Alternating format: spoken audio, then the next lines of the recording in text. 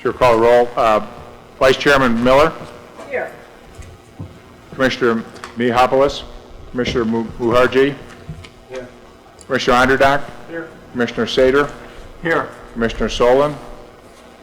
Commissioner Thompson. Here. Commissioner Turner. Here. Commissioner Van Vechten. Chairman Hubbard. Here. You have a quorum. We have a quorum. Commissioner Solon told me that she would be here. She unavoidably couldn't be here right at the start, but I expect her here in a few minutes. So we'll have a fairly full commission tonight. A couple of the members who were here in the June meeting couldn't be here tonight. Some of the members who weren't here at the June meeting are here tonight. So again, we are together as a commission, but not quite all together for the first time. The first thing on the agenda is the consideration of the June 26 meeting minutes. Has everybody had a chance to review them? Do I have a motion for approval? Motion to approve minutes? Second? All in favor? Aye. Aye. The next item on the agenda would be for public comment for anyone who has a question or a comment to make to the Plan Commission on something other than the Hoover Estates subdivision. Okay, we'll move on. Item 4 on the agenda is continued review and discussion of the preliminary plat of subdivision for the Hoover Estates subdivision at 1801 Green Bay Road. Thank you all for coming tonight. Can you all hear me? If not, let me know if I drift away from the microphone. We last met at the end of June, and I want to tell you a little bit about what's been happening since then. We wrote down, here's Commissioner Solon, thank you. Most of us heard comments from the public over that course of that meeting and took a lot of notes. And we wrote down a lot of questions. We wrote down your questions, we wrote down our questions. And the first thing we did is we submitted them to the developer. The initial list of questions was probably over 100. And some of them were repetitive, some of the themes were repetitive, so we whittled them down, staff whittled them down into about 48 subject matter questions. And the developer began answering them. In the course of answering them, that led to some resubmissions, some revisions of plans. I think the developer has worked very hard to try and answer questions and to try and respond to the points that staff made, and I know that staff has worked really, really hard to pull this together. As a result, all of us tonight are sitting up here, and if you see these books, we have essentially a very new submittal from the developer. Some of the elements have stayed the same, but many elements have been updated, so the revision date is later than what was before us in June. All of us here on the Commission have spent time reviewing these matters, and this is also available on the website, so anything we're looking at, you can look at as well.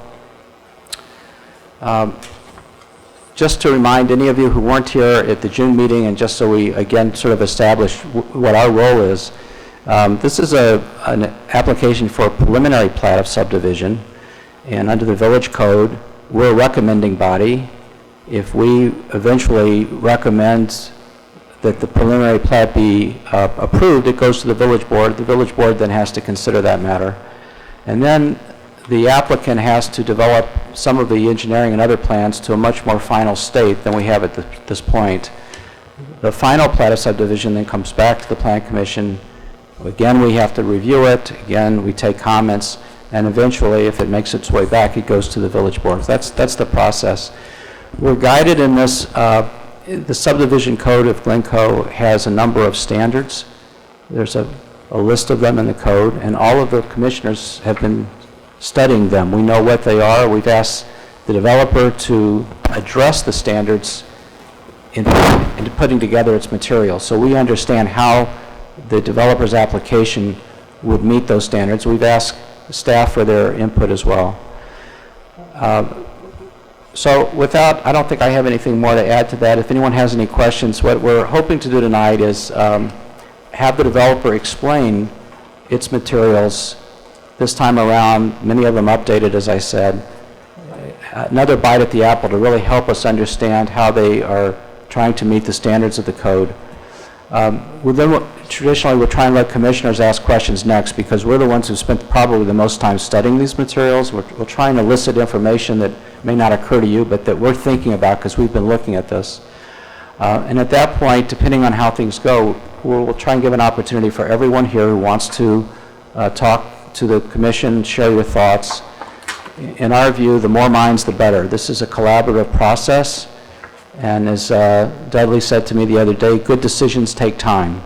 And we're here to try and listen and work as much as we can through all of these issues to arrive at the very best proposal that we can.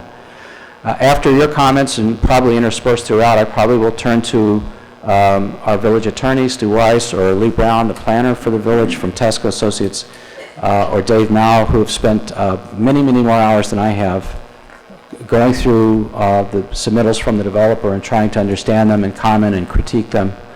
I will acknowledge that we have gotten some letters from the Metropolitan Water Reclamation District. We passed that on to the developers team. The Sustainability Task Force has provided us with a letter that we have in our packets. So we have a lot of information now. It's time to start digesting it and understanding it. Unless anyone has a question or a comment, I think I'd invite the developers to come up and start making their presentation. Thank you, Chairman Hubbard, members of the commission, ladies and gentlemen. My name is Hal Frank. I'm an attorney with the law firm of Meltzer, Pertil, and Stell. I'm pleased to be before you this evening on behalf of the developer, Glencoe Developers, LLC, and I would like to begin this evening's presentation by following up on a few of the comments and pick up on where the chairman left off on a number of his comments. As all of you know, it's been over 2 months since we first appeared in this room before you with our initial presentation. As the chairman said, a lot of time has passed. We spent a lot of time over the past, our team has spent a lot of time over the past 2 months meeting with your staff, with your consultants. Representatives of our team have met with representatives of the Cook County Forest Preserve District, as you'll hear tonight, with the MWRD. Again, we've met with your consulting planner, with your consulting civil engineer. As some or all of you may know, we had a neighborhood meeting a couple of weeks ago, I think it was, which was attended, I think, by about 25 residents who showed up, and we gave a presentation and answered more questions. As the chairman said, what the purpose of the process is to get as much information on the table as possible and then answer as many questions as possible so that the absolute best product can be delivered to everybody, the existing residents, the village, and the future residents of this subdivision. As some in the room know, I've been doing this for a long time, and what I have found is when you do challenging developments like this, which are infill developments, while they create a lot of questions and they raise concerns on a whole bunch of different fronts, they also create a great opportunity for making things better for existing residents. And you know, we have tried to present in our current submission to you how in fact this, and you'll hear more about this evening from representatives of our team, the members of our team, that we think this development, while will be challenging for all the reasons you've identified and the members of the public have identified, it will make things better in certain material respects for existing residents, most notably those who surround the property today. As you know, and as was indicated previously, we have spent a lot of time preparing plans and answers to questions. The reference was made before to our 11-page answers to the 48 questions that were presented to us. The substantial set of documents and plans you have in front of you this evening were not the first set of plans that came to the village after the June 26th Plan Commission meeting. They weren't the second set of plans, revised plans that came to the village after the June 26th Plan Commission meeting. They're actually the third set of revised plans, and I do think it's a little unusual, but in a positive way, that it's not been 1 month since we last appeared before you, but 2 months. And again, not that you won't have additional questions, but we've really gone out of our way to try to address every question that was presented to us, whether it related to stormwater management issues, tree, landscape, and fence issues, traffic concerns, et cetera. We've done our best to try to answer all those questions. What I would like to do to begin, first let me summarize for you what our goal is for tonight. We do have a presentation that we're going to share with you this evening. I'm going to provide a very few introductory remarks, and what I've said so far doesn't count. And then I'm going to turn the floor over to John Majewski, the project architect, and he is going to walk through the process that took place internally with the team and in discussions with your village staff that brought us to the site plan that's before you this evening. He's also going to go into great detail about the existing conditions of the property, which I know are well known to some and of deep interest to all. After John speaks, Kevin Lewis, the project civil engineer, is going to go into some detail about the stormwater management plan that has now been brought before you, which everyone knows was a topic of great interest and discussion at the last session of the Plan Commission meeting, Plan Commission's consideration of this application. Kevin is then going to turn the floor over to Bernie Jacobs, our landscape architect. And then after Bernie speaks, Michael Worthman from KLOA is going to talk about some of the improvements that we have now proposed be made to Green Bay Road and some of the improvements that are being made or that have been made now or proposed for the access to the subdivision itself and across the street at Wesley Road. And then after Michael speaks, I will close with a few comments more and address what the chairman just referred to, the standards for preliminary plat of subdivision approval, and summarize the community benefits of this subdivision proposal. So if there are no questions at this point, we'll begin our presentation. Who's got the clicker? Oh, sorry. Hopefully I'll get this correct. No?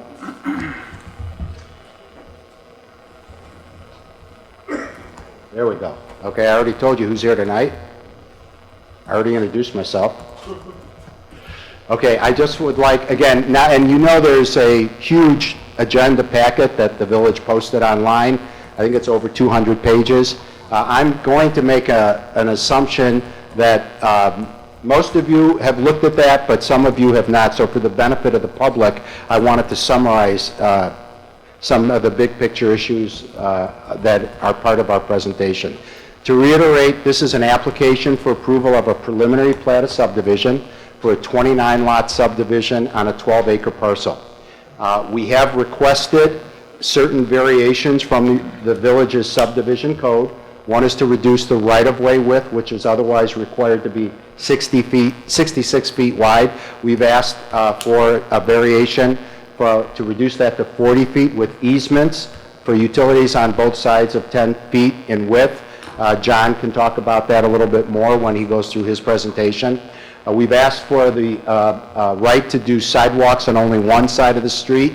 Again, John will talk about that. Most notably, to save trees, which we know is of great concern to many. And then finally, your code calls for connectivity to adjacent neighborhoods. And as we discussed at the last meeting, we are proposing not to connect to the homes that exist on Northwood Drive. That is considered a subdivision code variation. I think it's important to note also that we are asking for a preliminary plat approval. Your ordinance, this is just really the first or second step in the process for subdivision approval. Your code requires, obviously, that before any homes can be built, there has to be final engineering approval, a final subdivision plat approval, which comes back to you as well. And also, your code requires the execution of a development agreement, which your attorney prepares, and we have to negotiate to the extent we can, and then sign before any development can proceed. So there are a lot of things that have to happen before any development really is initiated on this property. Now, because there were so many questions, I would like to just make an editorial comment here. There were so many questions and concerns raised at the first meeting that we've gone out of our way to present what, in my opinion, is a lot of information, and we have no problem having done this, a lot of information and a lot of documentation, which in my experience would normally be made part of the final plan approval process. But to get people who have raised questions and all of you and everyone in the village comfortable with even just the preliminary plat, we've submitted a number of items. They're part of the package that's been presented to you already in a preliminary form, such as a declaration of covenants and conditions, which again, typically, I would say comes later. But we've done that because so many questions were raised at the last session of the Plan Commission of, you know, how will things be maintained? And what if they're not maintained? What are the village's rights? So we've gone out of our way to go so far as to actually prepare and submit an initial draft of the declaration. The same thing is true with respect to an operation and management plan for the proposed stormwater management improvements, tree protection and tree preservation plan.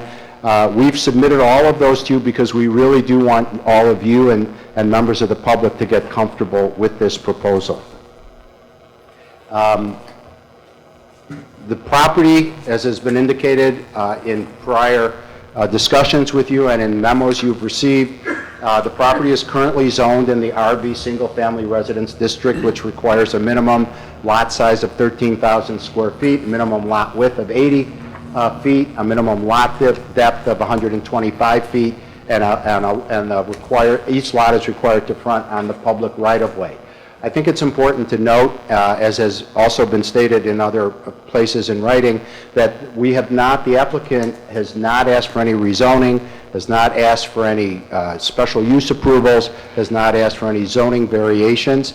And the only reason I wanted to highlight that is because as a number of people in the room know, there is a difference legally between the subdivision process, which is what we're in front of you for, approval of a subdivision, and a zoning process. Whether you come in and ask for a zoning approval or a subdivision approval, you're always acting as a recommending body to the village board.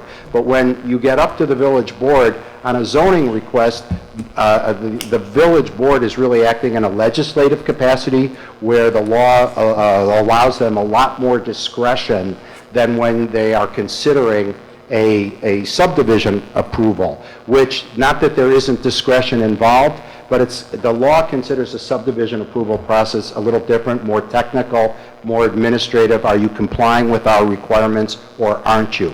So again, not that there aren't standards, which we're going to run through, that we have to meet to satisfy you and ultimately the board for the approval of the subdivision, but there is a difference legally. The last thing I wanted to talk about, because it was the topic of so much discussion at the first meeting and a concern of so many neighbors, was the issue of drainage. I want to remind everyone, again, to the extent you haven't seen this in the agenda packet, that we are governed, just like every resident of Glencoe is governed, by some very basic principles of Illinois drainage law.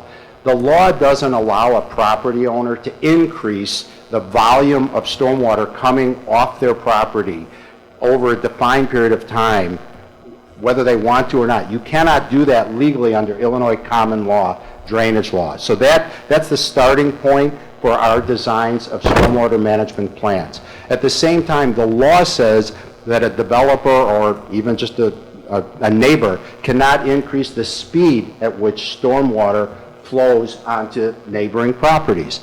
And finally, the law says you can't deprive a neighbor of water that they're used to getting. So, and this, you know, in our situation here, I think that's the kind of thing that's of interest to the Forest Preserve District. It doesn't really have permitting rights over the stormwater management plan here. That's the village and it's the MWRD, but they are a neighbor and they are concerned. They're concerned that they don't get too much water or more than they've been getting normally, but they also don't want all the water taken away from them given who they are and what they own and operate and maintain for the benefit of the public.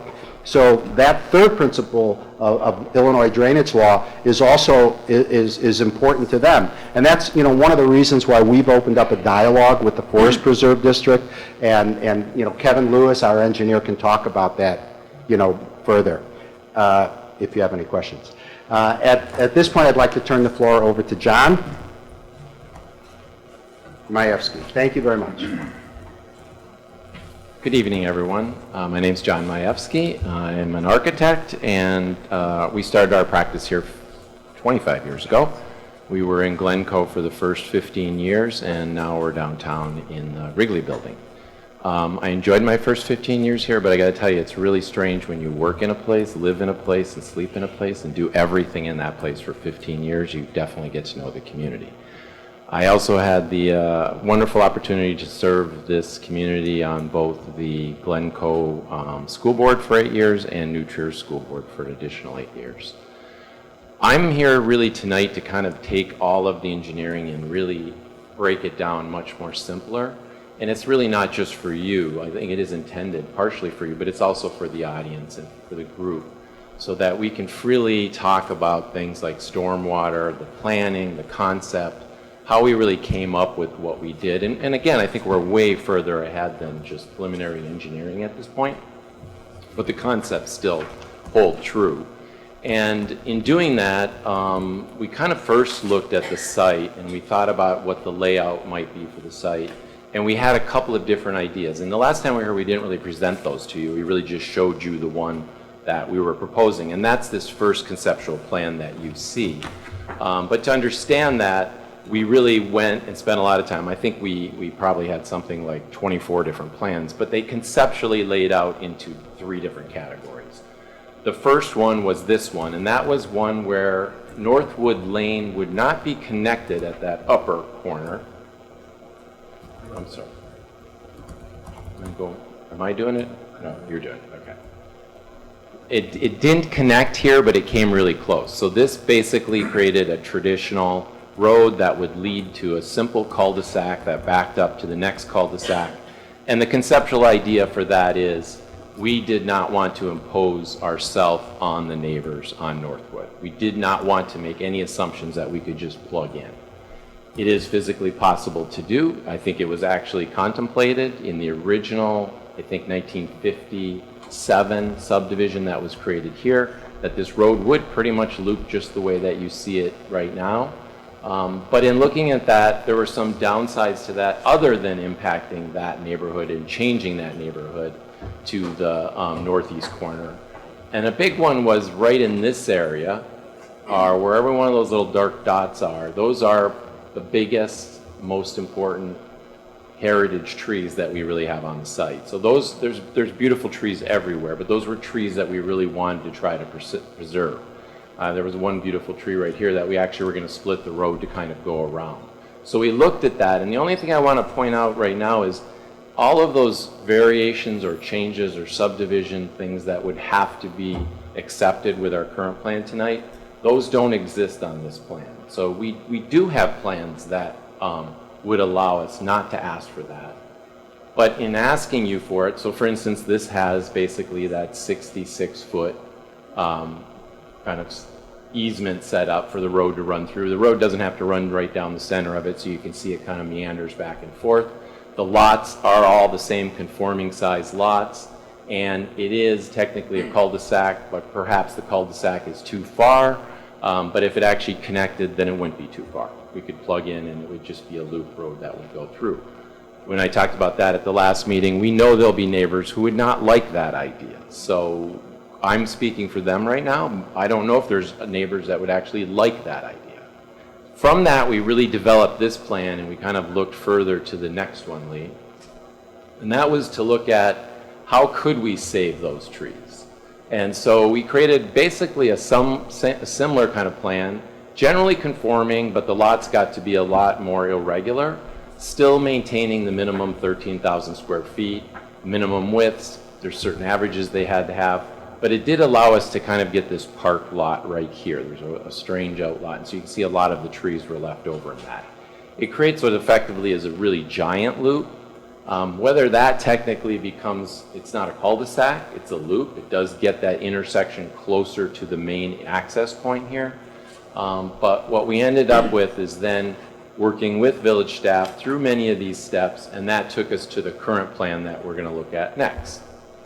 And with that plan, it gave us the ability to create this outlot. And the outlot is set up basically to be a park. That's the major woodland area that we wanted to try to preserve. I don't believe this is a cul-de-sac, but whatever it is, it's a loop road that goes back. And on that loop road, basically we create 29 total lots. 28 of them are actually off of this road. This individual lot, Lot 1 as we refer to it at the front, is right behind the original gates, which are right here, and is basically considered an outlot and doesn't connect into any of the other aspects of the development. It would be sold that way. It's a pretty substantial size lot. All of the lots meet the minimum of 13,000 square feet plus. They're all actually a little bit larger than that, and some of them get much, much larger. What we did do, and we talked about this at the last meeting, so I'm sorry if I'm repeating for some people, but there are new people up here and in the audience. One of the first questions was, well, what would the homes look like, or how would they fit on the lot? Do the lots actually work? And I can tell you, yes, they definitely work. We've looked at every lot. We've made sure that in concept, we would have probably somewhere between 5 to maybe 6 different models that we would be offering. And those models might range in living area from 2,900 square feet up to 3,400, 3,500, 3,600 square feet. On some of the larger lots, they could get bigger than that. The typical homes that are permitted are around 4,000 square feet on a 13,000 square foot lot, to give you an idea. So in our initial stages, our ideas are not to maximize the square footage, but to actually find homes that fit, work, and fit well on the site. And then very specifically, like we've done, I think it was something like 250 homes on the North Shore in 25 years.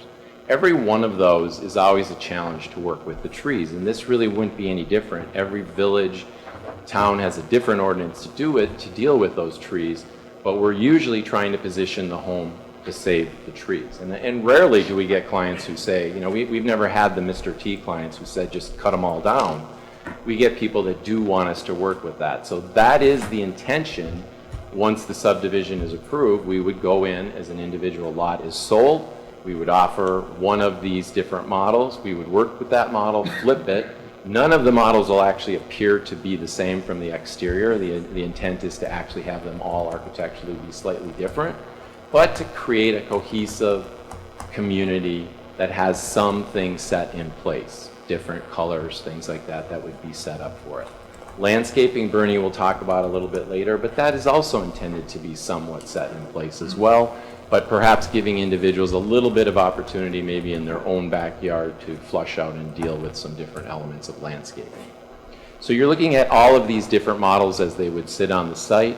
Within that portion of the site, I know it's going to come up, so I want to point it out. There basically are 3 larger structures on the site today from a historic perspective. There's the manor house, there is the coach house, and then there's the stable. The manor house basically sits right here, coach house is right in the back, and then the stable is sitting right back here. Next to the stable is the little gazebo, and we're proposing to move the gazebo into that outlot park.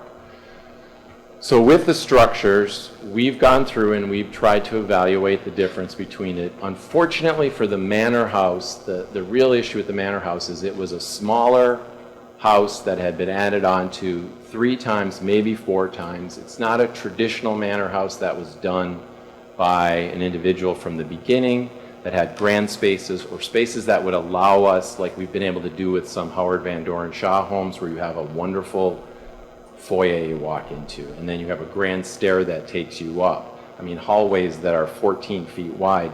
Those are places where then you can create condominiums off of it. So we did consider that when we looked at it, because that would be the best use for it. Unfortunately, the one grand space that's really pretty magnificent is the Hoover's study, and it actually was added on the very last thing. So it's off of the main house, added on. Just take any traditional main center entry home. That's what this house has. You know, living areas on one side, kitchens on the other side. their kitchen back of house just grew because of staff. And then eventually what they did is Mr. Hoover had his study put above the staff area in the back. So it's a great room, but it's kind of floating up in the middle of nowhere. And they're very strange pieces put together. So that was the big issue we had with the Manor House. The Coach House really is just, it's a little bit of a mess at this point. It's not something that would be significant to save. The stable is something we are working to try to find a solution for. And our solution for the stable is to actually move it to Lot 1 and put it behind the original gates. We want to keep the original gates. I just think that that's a really, and I think the team agrees, it's a wonderful opportunity to put that back together in that one spot. So we're actively seeking individuals. We've been talking with 2 who might take this home and save it. And to do that, we literally will have to move it there. That's how I started my firm in Glencoe. It was one of Glencoe's 10 original founding homes. That was the Nut House. It's over on Vernon right now. We moved it from the east side to the west side. I always say I was a little nuts to do it, and I certainly was, but it can be done, and we're always willing to try to do it. I'm not going to do it again. I've done it twice. I'm not going to do it again, but I'm going to work with the team to try to find somebody to do it. We have time on our side, because we would not want to move that stable until the road was actually put in place, and then we'd want to move it and bring it in to the outside. The stable itself has an addition on the side where there's kind of basically like a 5-car garage, which was set up for carriages. That would most likely be removed completely or partially, and that would allow for its placement to be put on the new site.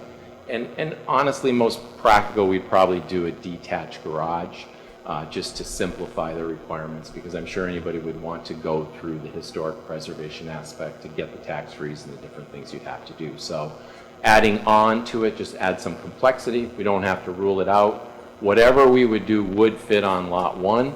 It actually barely fits on any of the other lots, except if we truncate that garage off, it almost fits on the current lot, but doesn't quite fit the way it's subdivided. So that just gives you a little background of where we intend to go. Next, what I want to do is kind of take you through stormwater, and I do want to keep it really basic. So this isn't in your presentation, and I think there was just a lot of confusion.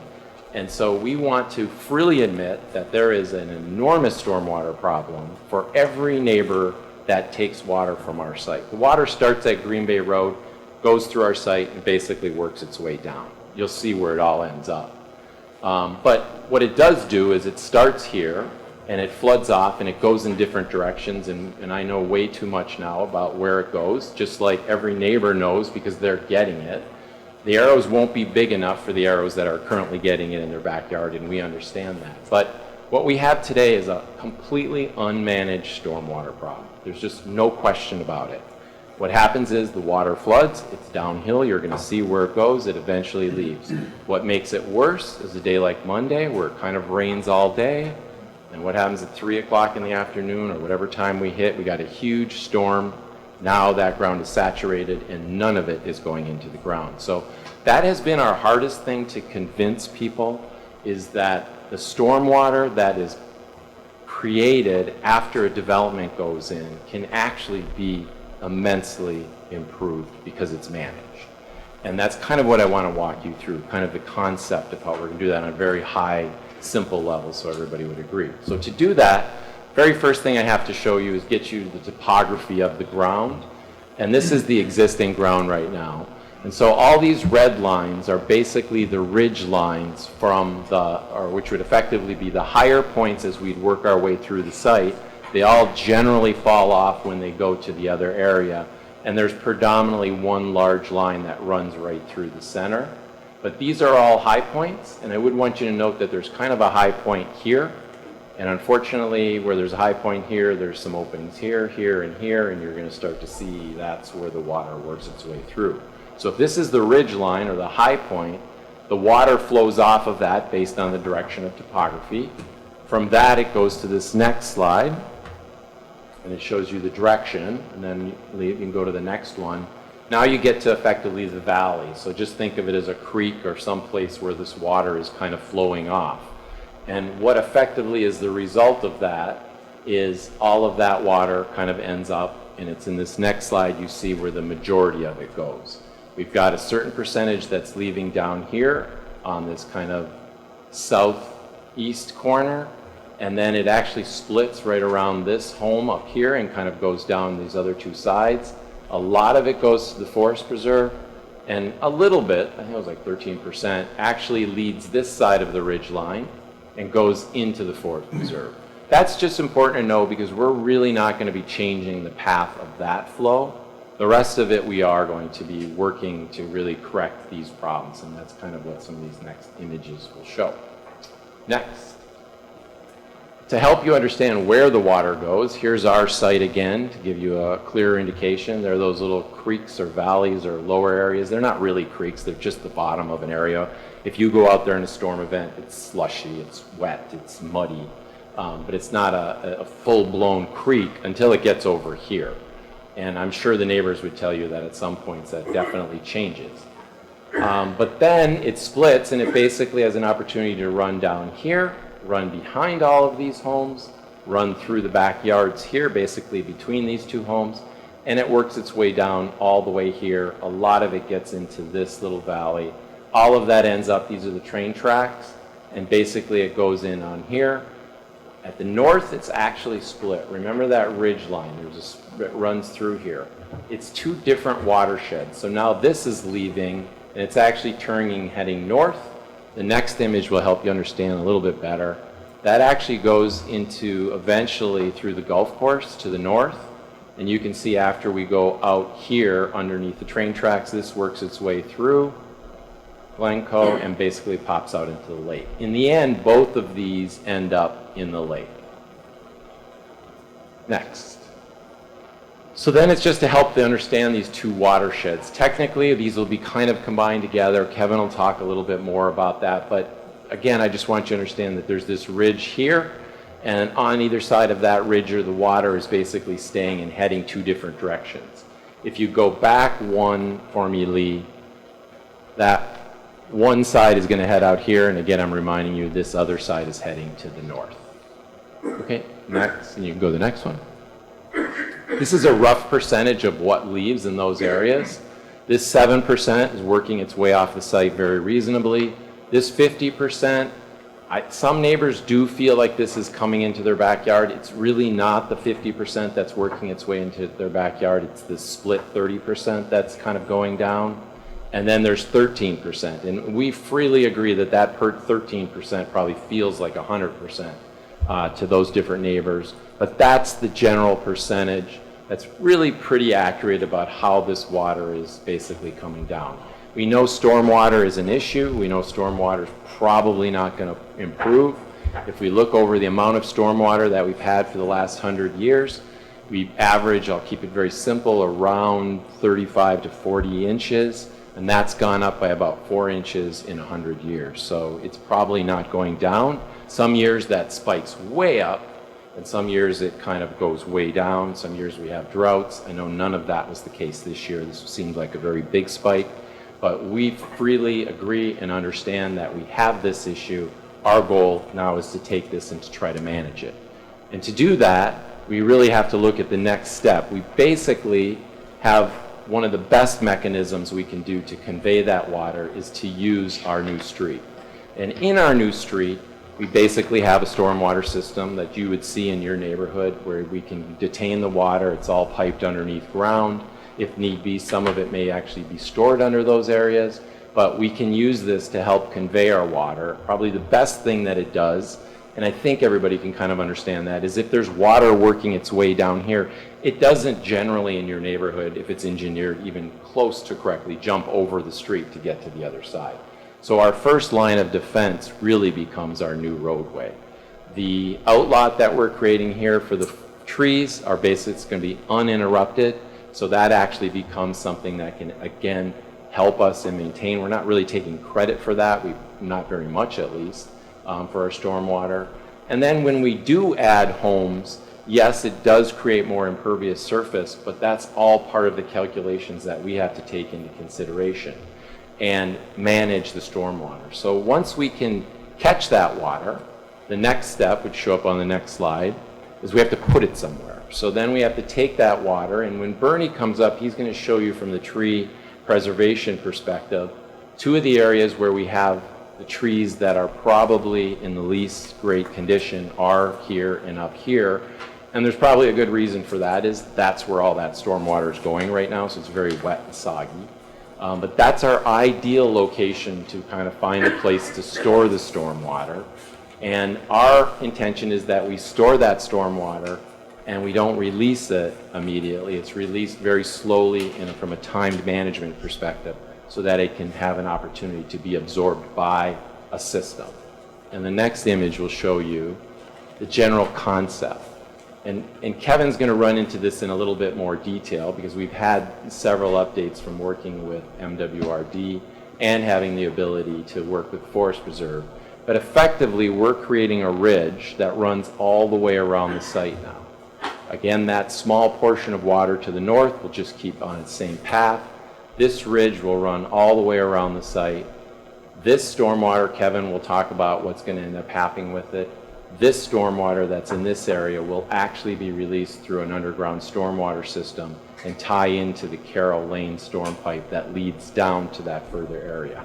That was an improvement that was done by the village, and the capacity is there for that, and he will talk about the capacity related to that. Before we jump to that, I think the next image just talks about the fact that we have really spent a lot of time trying to think about alternative sources for stormwater. And it was actually suggested to us by MWRD. I got an email, Phil got an email. It's very rare that I get an email from MWRD ever. It's usually me trying to email them to get an answer or something. And they really encouraged us to look at this system, which is called the Parjarna system. Parjarna. And we spent a lot of time on it. And unfortunately, MWRD isn't going to accept it. And so it's not something that we've completely given up on. And what the system is you take these little things with, there's almost like 5 thick straws. They're all perforated as they go down, and you can push them into the ground up to 40 feet. And the beauty of these was really we could put them in areas and allow that stormwater to slowly absorb into the ground. It actually cuts through the soil. There are freeze-thaw issues, and there's capacity issues. Even if we could do it everywhere we wanted to, it still really only would have solved about 10% of the stormwater. We haven't given up on it, but if we can't get MWRD to agree to it, it's not something we would be able to use.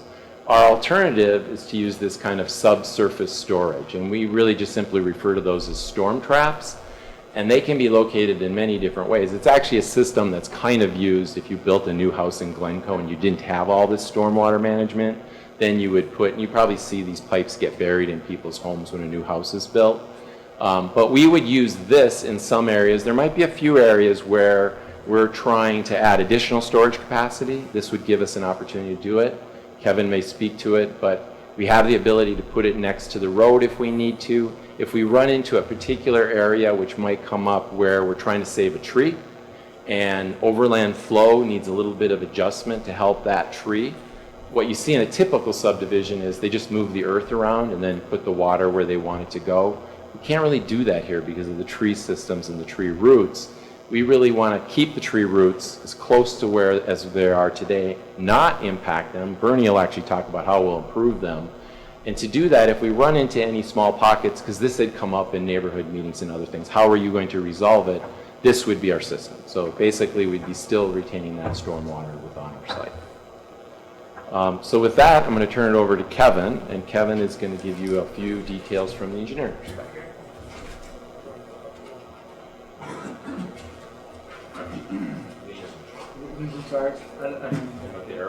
Thank you. Thank you, John.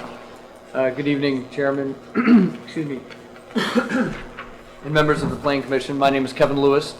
I'm the civil engineer with the project, and I've been working closely with our development team and village staff to address the stormwater management concerns that we've become aware of during the preliminary design process.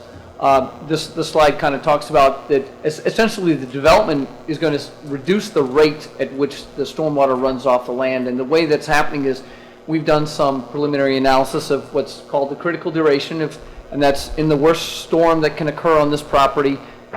how much water is going to run off it, and we measure it in CFS, which are cubic feet per second. So that's the rate that water is going to leave. And we've done some calculations to determine that the rate that the water currently leaves the property is at that 21.6. And that's the whole collective property, the whole 12 acres. And through the MWRD requirements that we're required to follow, we're required to restrict that rate to 3.7 cubic feet per second, which is over an 80% reduction. So that's sort of way of looking, sort of in the big picture standpoint, how much water is going to run off in any given moment of time in the worst case storm, and we're going to reduce that. The Terrace Court Basin, which John had referred to kind of as Carroll Lane, that's part of the Terrace Court Basin, as is Park Place, that were constructed in 2016, were sized to develop, sized as part of their program to capture part of our site that John had so eloquently sort of laid out how that happened. That in that sense that there are more than 3.7. In fact, that area was sized to handle about 10 cubic feet per second. That's how much water would come off about half the site. And so our release rate from our entire site is actually going to be significantly less than what was just happening into the Terrace Court Basin. And that's all in part because what we're doing is we're capturing some of the water and then we're releasing it at a slower rate. And what that's going to do effectively, which is part of what we've presented tonight already, is that we're going to be improving the situation. And so in certain storm events, what's actually going to happen is that there's going to be more capacity in that new system that was constructed in 2016 to take water that's not from this development, that's from the other parts of the village, other parts of the neighborhood that are entering into that pipe system. So that's one of the ways that any development, as Hal had indicated in the beginning, might actually help problems within a neighborhood or a community. Certainly some of the people that are going to be directly benefited by this process is going to be the immediate homeowners, the ones that are adjacent to the property, because some of our water leaves the property directly onto theirs, and then they have to manage it. However, they have managed it over the course of time, either allowing it to pass through, redirecting it into pipes of their own, or conveying it in some other way, redirecting it around the property. As one of the slides you just looked at recently, you saw that we're sort of containing our water, directing it into our system, and then releasing it at a restricted rate. Our plans have been designed, and I've met with staff on numerous occasions. We've been to the MWRD offices to talk with them about this particular project and the process that we're following. I've had conversations with the Cook County Forest Preserve District with staff, and we've talked about how this process is going to work. And essentially what we're doing is as I said in the first bullet point up at the top, we're going to capture the water on our property and then release it. And as Hal had indicated in the beginning, there's very specific laws about what we can release and how much we can and what we can't release and how we have to do that. And we've gone through that process, and of course, should this project move forward, we would then provide final engineering that would go into the very specific details of those numbers of how that works. But we've met with staff and looked at the ways that this system can handle it, and as I indicated, that the Terrace Court Basin has the capacity, and in fact more than the capacity than we're even going to be allowed to release onto from the entire project. So, Lee, if you could just go to the next slide. I think at this point, Bernie's going to jump in and start talking about some of the landscape issues that are related to trees, and I'd be happy to address other things as we go forward. Thank you. Good evening. My name is Bernard Jacobs, also known as Bernie, and I'm a partner in Jacobs Ryan Associates Landscape Architects in Chicago. We've been working as landscape architects on the North Shore for some 45 years now and have had many projects up and down the North Shore. Most notably, we were the main landscape architects for the town of Port Sheridan. What we learned at the town of Fort Sheridan is when you encourage or you incorporate building into an existing forested area or historical forested area, you need to develop a plan for how you're going to retain the trees. At the time, that was something fairly new. It's become sort of de rigueur now in most communities. They understand the quality of the trees on a certain site. This site is no different than Fort Sheridan. We have 100-year-old trees on this site. They have never, for all intents and purposes, been taken care of. They haven't been pruned. They haven't been fertilized. They haven't been anything. And they're really in serious need of some care. So one of the things we're going to talk about is that. Let me go through these bullet points so you understand where we're coming from here. The ordinance that Glencoe has is a tree and shrub ordinance which focuses on all trees 8 inches and above. But we have a survey that shows all those trees on it, which I'll talk about in a moment. The ordinance requires submission of a priority tree plan, which we're doing right now, to the village, and when they apply for a permit. So that will be done in 2 phases, basically. We will submit a plan that works with the infrastructure and how that affects the trees, and the individual lots will all affect and be separate. That will be submitted as well. Neither the subdivision code, trees or shrub ordinance expressly requires submission of a tree preservation plan at this stage. We're going to get a full plan done, how the trees are cared for, what the new plan will look like as we move on down the process. We have, and we'll show you, a tree preservation plan preliminarily right now as part of this submittal. And then there will be a priority tree preservation plan for individual lots, even though the landscapes of all of these homes will be handled as a common area. Next. So again, we've submitted a pre-construction and post-construction tree care plan. It will get more detailed as we go through this.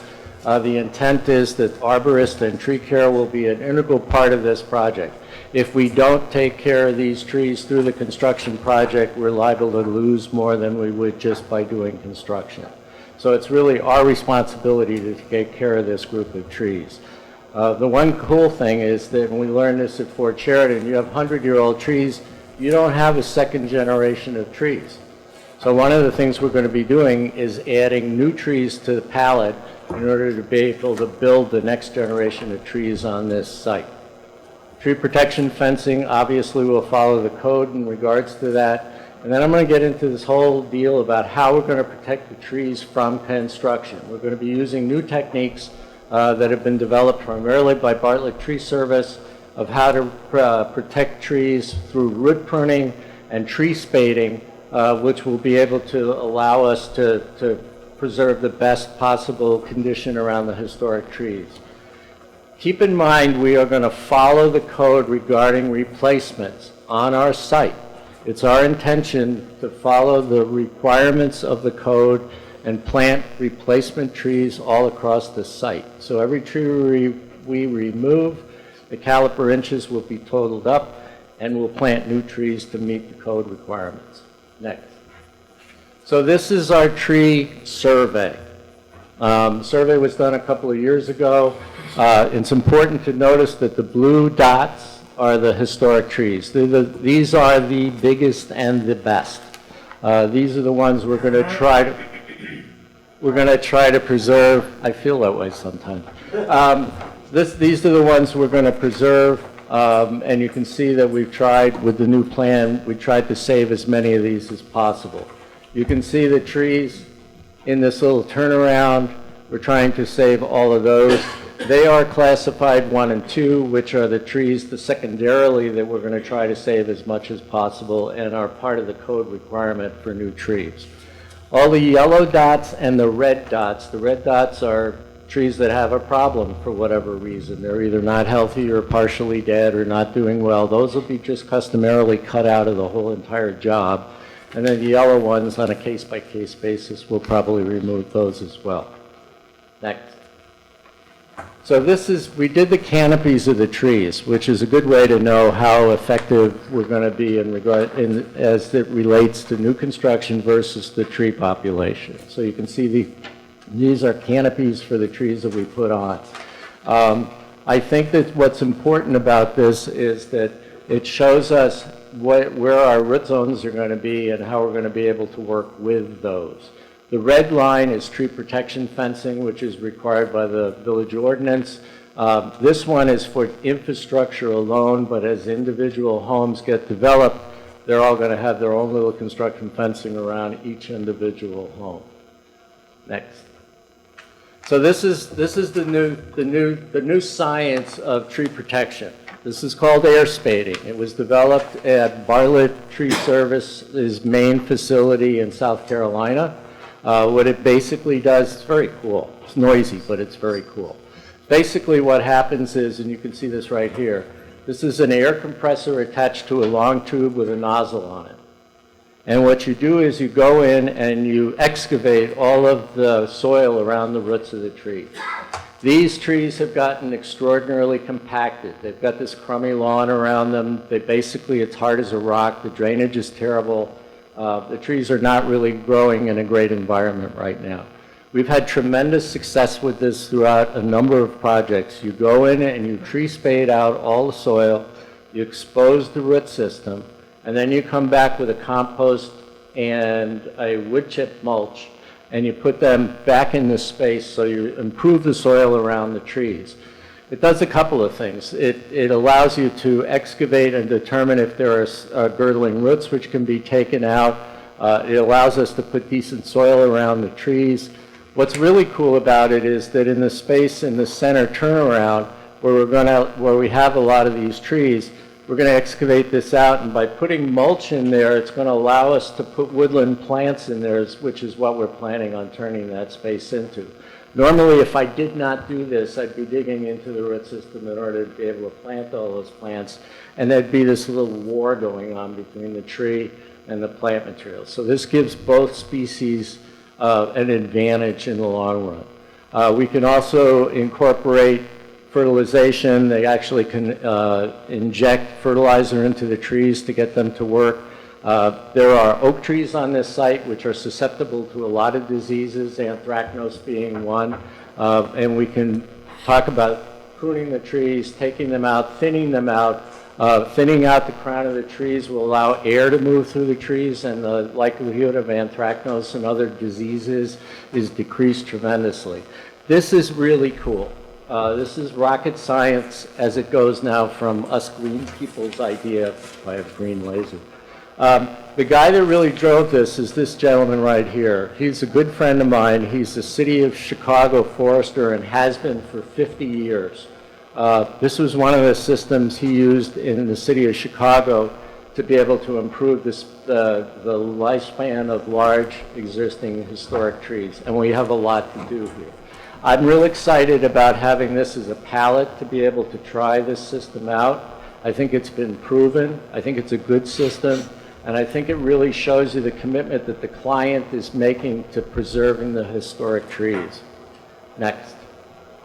So we've played around with this show's street tree plan. And let me tell you what I'm thinking about here. If you recall what the layout of the individual lots looked like, there's no 50-foot lots. They're all different sizes. And what we said was that rather than planting trees on a 30-foot, 30-foot, 30-foot, which to me in a natural area just doesn't feel right, we want to change the spacing on the trees. We're going to do that in two ways. Every time there's a property line, for the initial phase of this project, we will plant a street tree. Okay? The good thing about that is the tree goes in even before the homes start getting built. But as the homes start getting built, the driveways and all the access will likely go between those trees. But it gives you a randomized spacing, which we think is nicer. We also have, again, back to the caliper inch issue I was talking about earlier, we're not going to give you 3-inch caliper trees. If I have to use up calipers, we're going to do 4s and maybe change the size a little bit so it looks more natural. It's something we've developed at Fort Sheridan. It's worked out really well. So you don't have that sort of, when you're driving down a residential street in the middle of the woods and everything else around you, Mother Nature planted, and you've got these street trees to go ba-ding, ba-ding, ba-ding, ba-ding. That's not natural to me. As a landscape architect, I think there's a better way to do that. And that's what we're proposing here. We talked about maybe getting rid of this sidewalk on this side. I think that's something we want to explore as well. Next. So this is our outline. And if you go out to the site right now, if you drive into the site, it's an area directly north of the home. And what it is it's sort of a little knoll. And all of these trees sit on this little knoll. And there's quite a few very large, very spectacular trees on this site, which we're going to, again, wow, we're going to air spade to be able to retain all of those trees. The little red X's in here are trees that are competing with the trees that are there. Okay, and the intent is to thin this out slightly in order to be able to give the big trees the best chance to grow. And then we'll be adding new trees into this area. The intent here is to create a woodland garden. So this will be things like trillium and dogtooth violets and all kinds of things. This will not be lawn. And again, this is better for the trees, and then we're not going to lawn area that's hard and will dry out and everything else. And the fact that we're going to tree spade this, we're creating an environment where water can free flow through the soil and into the grade below. I just saw a project at the Bronx Botanical Garden where they actually went out and tree spaded an entire area that they were having trouble keeping water out. And they air spaded diagonal lines through the entire space. And they totally eliminated the possibility of water ponding in that area. So that people are starting to use this as a tool for a lot of different projects. Next. This is the entrance that we're talking about doing. We're going to put in columns that'll be reminiscent of the historic columns. We're going to do metal fencing here and here. Probably decorative paving across here and a different kind of planting in the front, signage, low, seasonal flowers in this area right here. I want to talk about buckthorn to close because it's probably the best time to talk about it. This site is infested with buckthorn, which, as you know, is an invasive species. We've been trying to kill buckthorn for years up in the north. It was introduced by a number of landscape architects who thought it was a really cool plant to bring over from Europe. Big mistake. And we're paying for it. We've got to get rid of it. We're going to propose that we eliminate all the buckthorn on the site. It's a 2 to 3 year process. It's going to take some time, but the plan is to get rid of all of it. So those of you neighbors who say, would you please keep that stuff on our side of the property, we're taking care of that. And that should make you guys feel pretty good about having to battle buckthorn. Next. So we talked about fencing, and we've come up with the idea that, because this all has to do with screening. And so we've come up with the idea that we'd like to do fence instead of landscape screening. Part of the reason is what I just talked about. It's going to take us 3 years to knock out the buckthorn. The stuff that I'm going to use on the buckthorn is probably going to kill any plant material that I try and put in there. Plus the fact any plant material that I try and integrate with the existing trees is going to have an effect on the trees, and conversely, they're going to compete with new plant material. And so we thought the fence was the best way to deal with the issue. There's 2 different kinds of fences. The yellow is a board-on-board fence. Here, around this property here, I love their arborvitaes, but I think we're going to protect them with board-on-board fence. And along the south property line, all the way up to where the property ends up here, we're going to do board-on-board fence as well. The blue, we talked about how to deal with that. Right now, there's a chain link fence there. Our thought is that we want to leave the chain link fence. What we'll probably do is take the fabric off the fence, keep the post, and do a black vinyl coated fence. The idea is that everybody that lives here, at least I would if I lived there, would love to have a view of the forest preserve. And if I put up a board-on-board fence here, they won't see it. So from our standpoint, we're looking to improve the view of those properties into a natural area. We think that that's an advantage ultimately in the sale of the property right here. Right now, it's just a crummy little chain link fence. We're going to do vinyl, so from a maintenance standpoint, it won't be an issue. Across the front, we're going to probably do something similar to what already exists. That's an existing stockade fence. Next. So we talked about these detention basins that we're creating on the property. In the old school detention basin, there was a hole in the ground and it basically was mud, garbage, and everything else. And again, what we've been doing lately is so cool. We're doing rain gardens, which are basically plant material that enjoy, for whatever reason, being in a wet or more moist condition. And we're also going to add pollinators. That's another new thing we're doing. The pollinator gardens have become very popular. Right now, everybody puts in annuals that they buy at Home Depot, and the bees don't like them, and the butterflies don't like them. So we've been encouraging things like coneflowers and different types of pollinator gardens in here. So this will give you an idea of the imagery that we're trying to create in those spaces. And we think there'll be an advantage for both the neighbors that are around them and the individual homes. Let's talk about the individual homes for a minute, and then I'll close. Again, I discussed earlier that this is going to be a common area landscape. So everybody's landscape at the street will look connected. So rather than having Mrs. Schwartz's pom-poms in the front, we had a battle with this over Fort Sheridan. We had a woman that wanted to do a Japanese garden in her front garden. We wouldn't let her do it, and she was appalled. But it worked out pretty nice. We had a nice connected landscape. So we're going to have nice connected landscape. It's going to be maintained by the homeowners association, so you won't have individual mow and blow guys show up, which I think is an advantage. The tree care will also be a homeowners association process. I think that's also an advantage. You know, you really want to move into a new home, but you don't want to have to pay the individual price. So in a big project where you're putting a lot of multi-family houses in, to have the landscape all handled by one group, I think is important. So I will close there, and I will pass it along to Michael. Michael will talk about traffic. It's nothing to do with air skating, but thank you very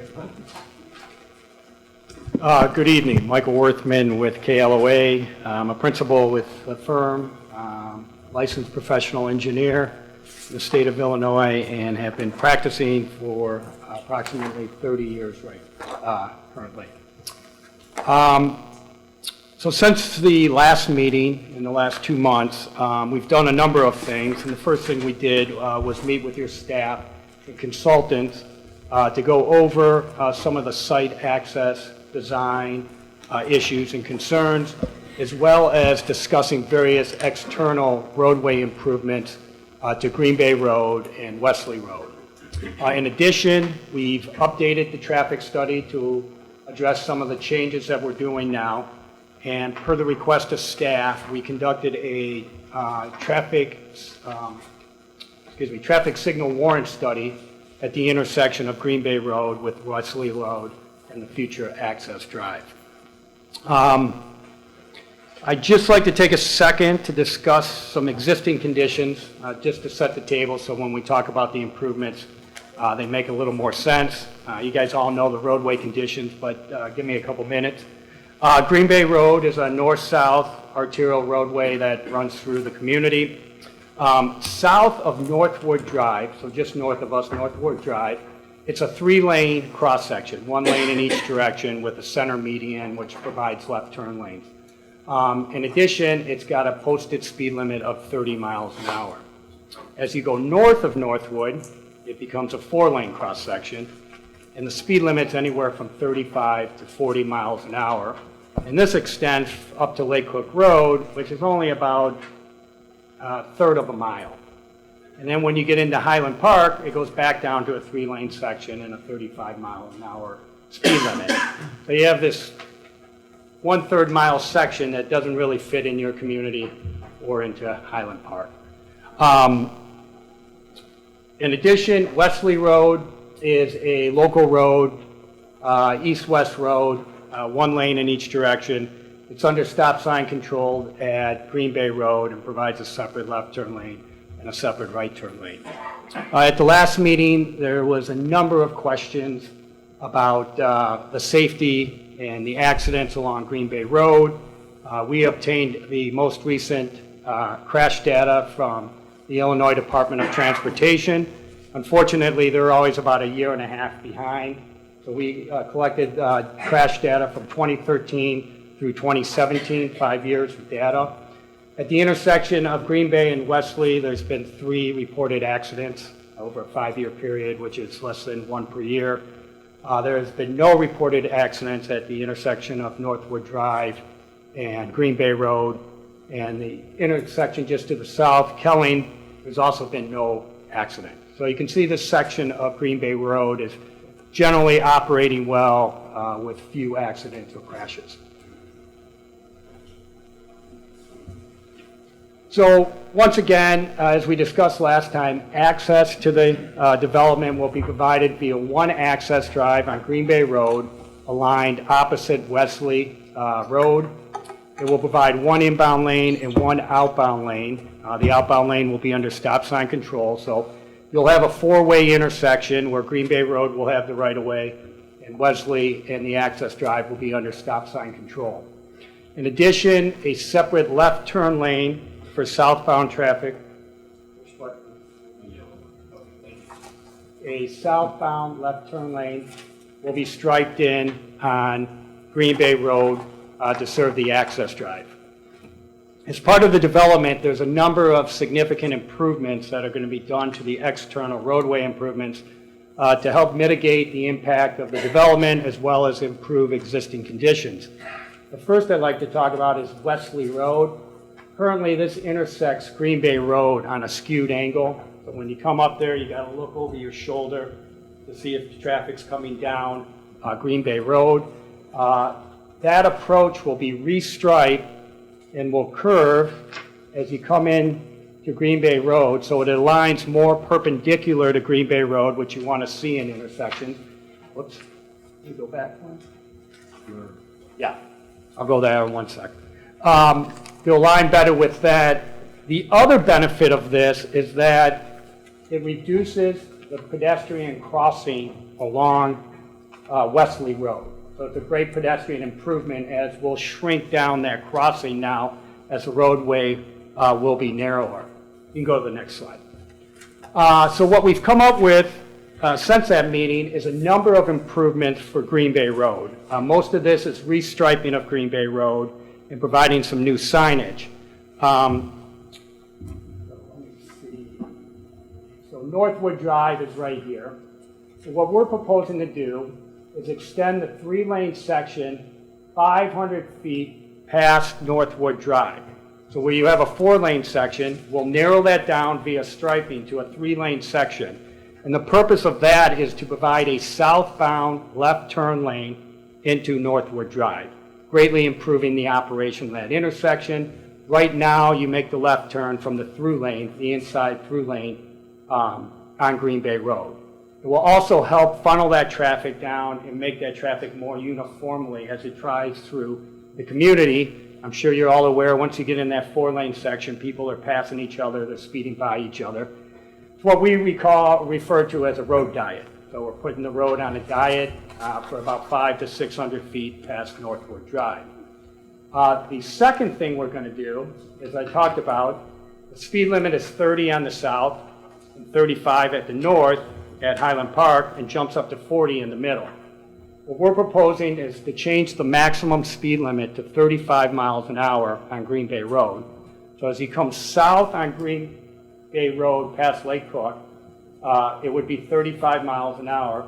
And as you get to where the new 3-lane section will be, about 500 feet, north of Northwood Drive, it will switch to 30 miles an hour, which will meet what you have along your whole 3-lane section through the community. So this will greatly reduce the travel speeds along this section, particularly as you start entering into the town of Glencoe. The last improvements that we're looking at is providing some additional signage on southbound Green Bay Road, providing a intersection warning sign for the Wesley Road and the access drive as you're approaching it, so you realize that it's there. And the other thing we'd like to put up is one of those radar speed signs. So as you enter this 30-mile-an-hour zone, you'll see how fast you're going. Working with staff and driving the area, there's about 4 or 5 in town. What we understand is they've been very successful at reducing the speeds as you come into town. All of that will help to reduce the speeds through here and as you come into town. All of these improvements will provide some significant benefits. One, it will enhance vehicle traffic flow in the area. Will reduce travel speeds on Green Bay Road. It will provide safer access to and from Northwood Drive, and it will greatly improve pedestrian and bicycle circulation and travel in the area. As we discussed last time, overall, the roadway system has sufficient reserve capacity to accommodate the limited additional traffic that will be generated by the development. Overall, the development will have a limited impact on the area roadway system. We're talking about a 2 to 2.5% increase in traffic at that primary intersection of Green Bay Road and Wesley.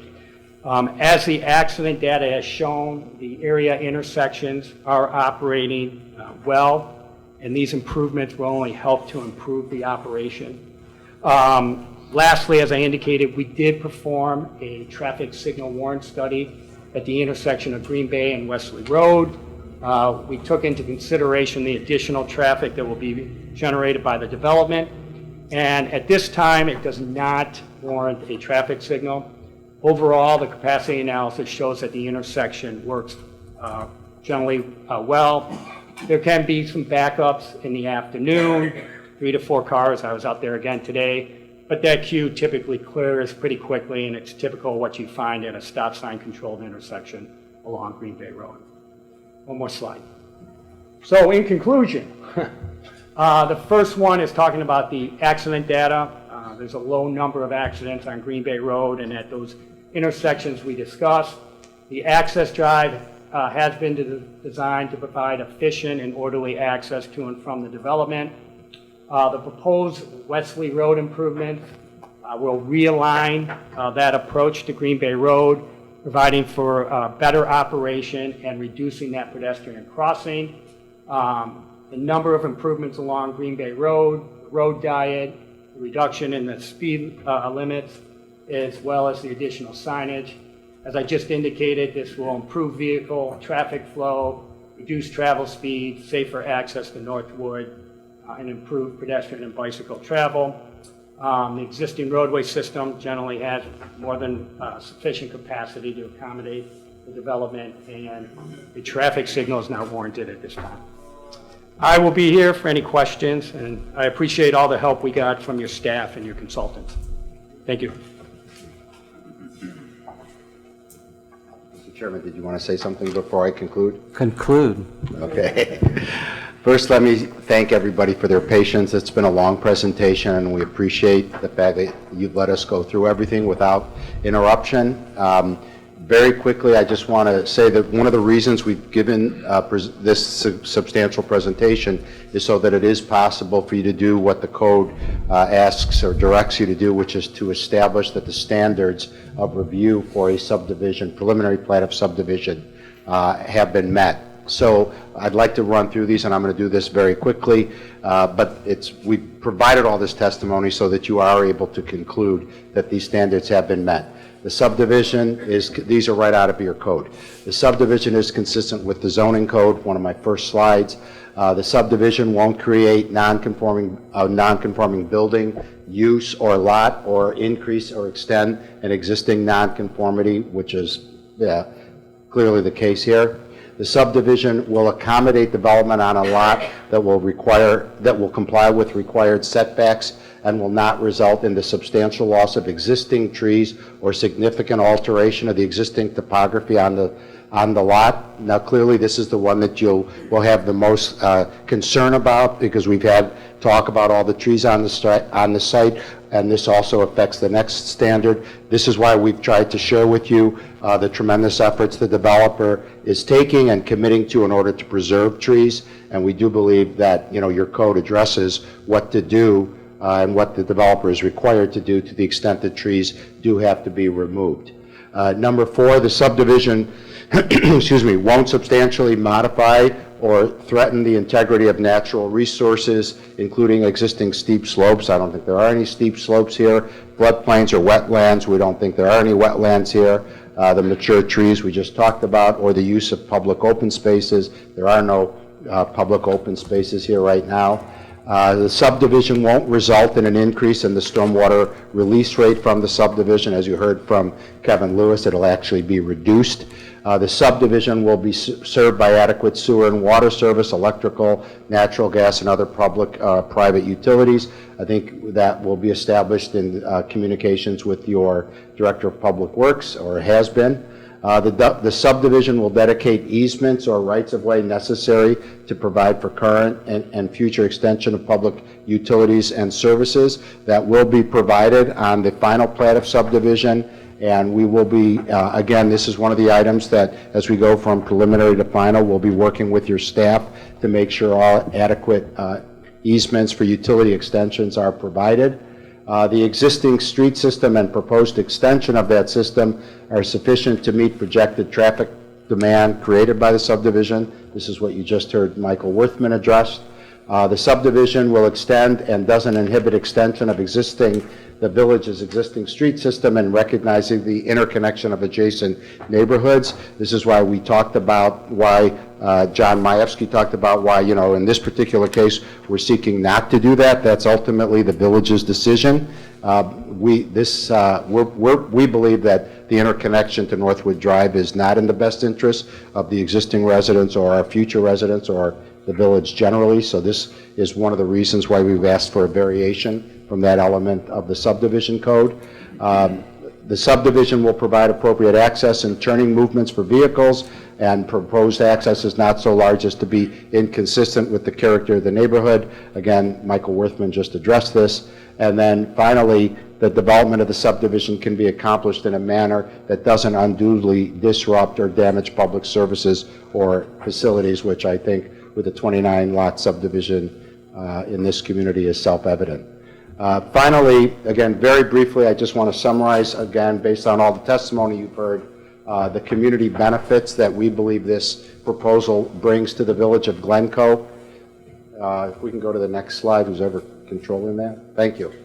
One thing we haven't talked about is the fact that we believe that this proposal will bring to the community a form of housing that is, there's a great need and demand for existing residents in the village. This is something that communities all around the village of Glencoe have recognized, whether it's Lake Forest, Highland Park, Northbrook, Northfield, Glenview. Many of the communities on the North Shore have tried to address the demand for housing from existing residents who want to downsize, stay in town, move to a more maintenance-friendly, a little more maintenance-free community, especially with first-floor master bedrooms. So, you know, we didn't really talk about that much tonight, but we think that that's a key benefit of what's being proposed tonight. Obviously, because of the nature of the development being proposed here, we think that this development will add substantial dollars to the tax base of most notably the school districts, park, and the village, and we don't think, because of the nature of the homes being proposed for construction here, that there'll be a high demand for services for kid generation, student generation.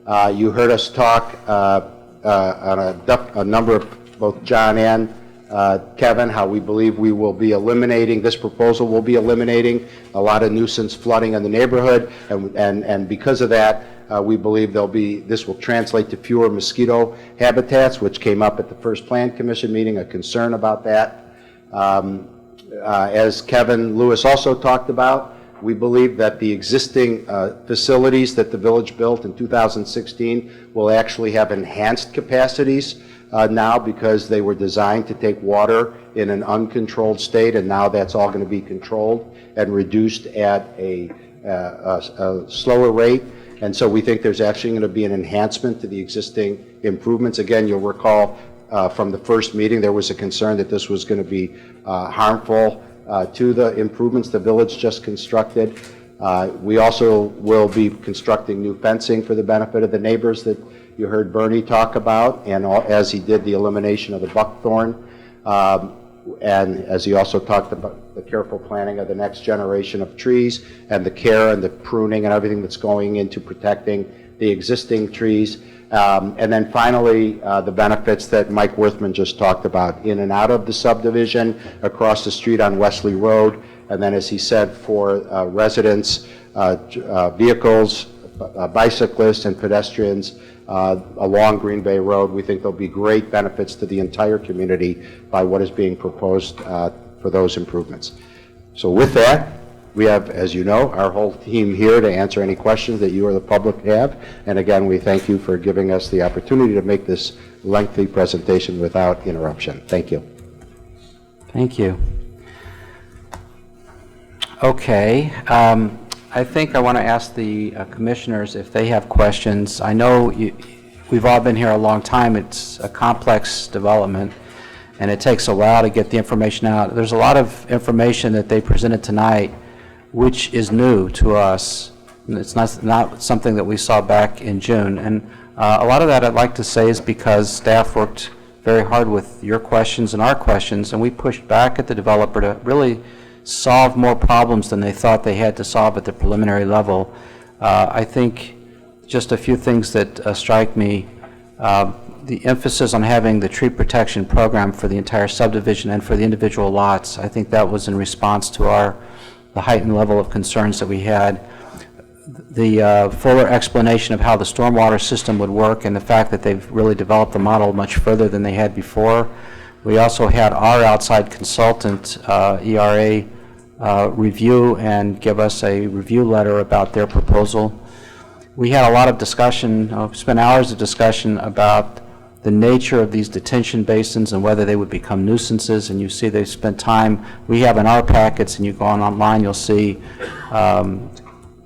extensive plant lists and maintenance programs for all of these, which weren't in there before. So it's necessary for them to take the time to explain all this because it was new to us.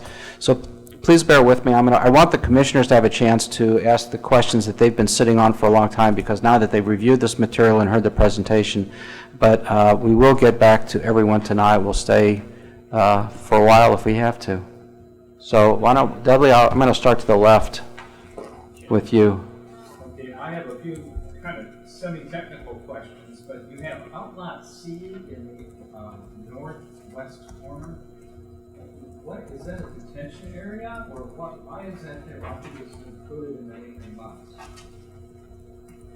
I think the reason, and Lee, you jump in if I'm wrong, but I think it has to do with achieving average lot width. The village has a specific definition of minimum average lot width, and it essentially requires the area of each lot to be divided by the deepest part of the lot.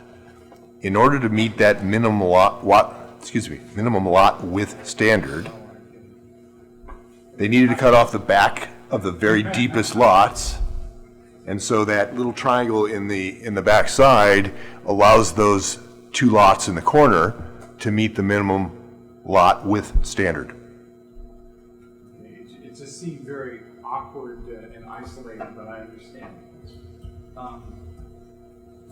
Lee, in his review, suggested that we could explore I'll call it non-motorized connection between what I'll call the bulb or the cul-de-sac or the cul-de-sac loop and the adjacent street. That would be something I think we should explore. My recollection is the developer is willing to put in the emergency connection to Northwood if the village asks them to do it. Is that right?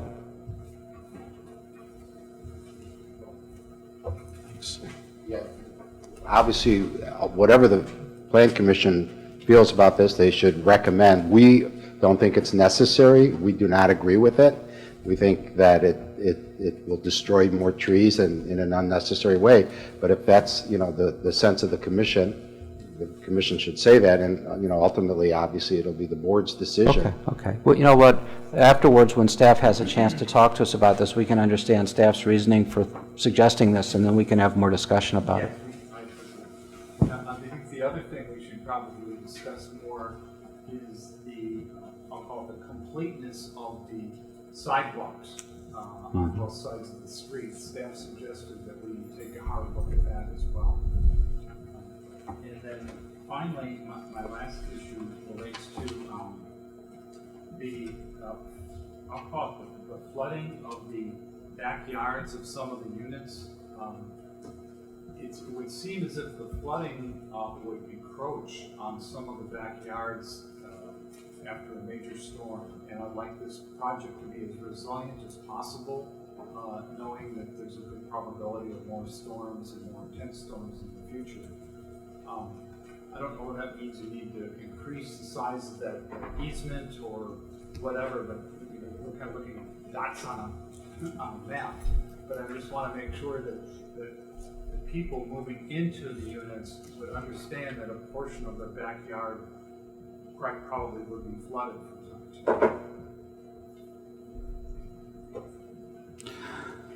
time.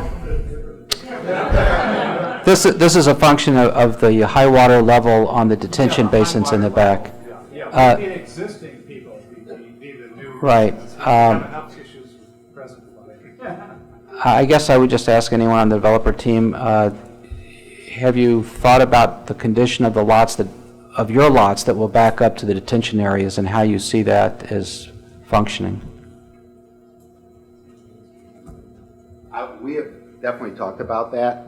We believe and we understand that it's a disclosure issue and that we think we could protect it. Your code doesn't preclude it, and we think we can inform buyers of those lots and control it through the declaration. So we understand the concern and the question, but at this point in time, that's what we think it can be done, and it's. I think I'm asking more of the question. It's a rain garden-y type of environment. The water comes up. Do you see water above the level of the vegetation that it does come down? I mean, I think people are just trying to understand what they'll be looking at. Is that Bernie, or who's that? What could? I think it can be a combination. Bernie can jump in too, but I mean, that is the idea that, basically we try to create a basin full of landscaping that can look beautiful almost all of the time, but when there is some flooding, and when that flooding occurs, it's slowly released, and the planting material, everything that's in there can handle that and can really take care of that condition of having it there. It's in the back of basically 4 of the lots, and so I think what you're actually referring to is that a portion of that actually comes up and it comes closer to the home. Is that what you're saying? Yes. And so we've actually addressed that with the design of each of the homes. The orientation of the homes get wider as those lots get bigger because they're basically a pie shape. And so the rear yard of that is actually somewhat oriented towards the side. If you notice in our plan, the terraces and the balconies and the things go off to the side. So you'd still have a view of that future, but we're trying to create that living area as we go to the side. The final thing is, I just want to make sure that as we're working on the development agreement, the off-site improvements that will be required will be covered by the developer. Stu won't fail us on that. Laura? So, I have a similar question. Laura, could you grab the mic? What do these look like? Are they pools? Are they, what does it look like? The detention area. Because your picture shows nice landscaping, it looks like my backyard, but I don't know where the water would go. But I've seen detention areas that look like a pool, and it's got grass on top of it. This is retention, not detention. There's a big difference. I read it, right. Sorry. This is retention, not detention. So the water. Explain the difference. No, the other way. It's detention, not retention.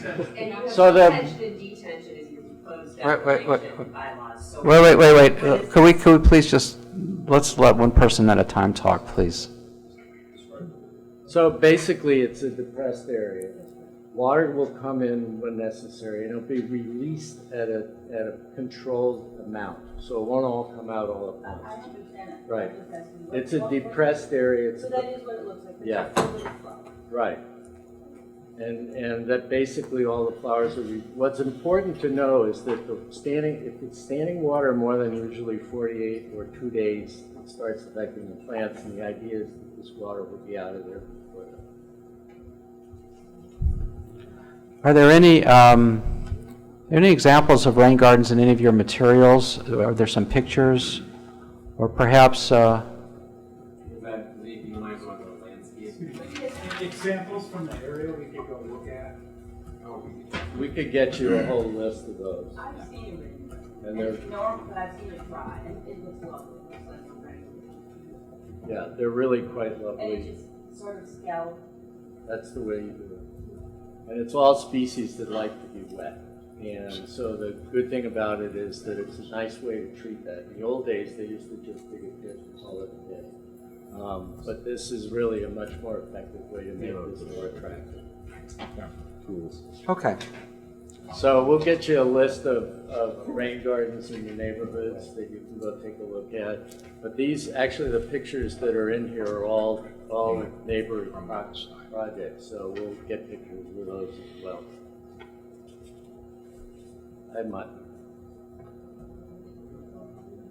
There you go.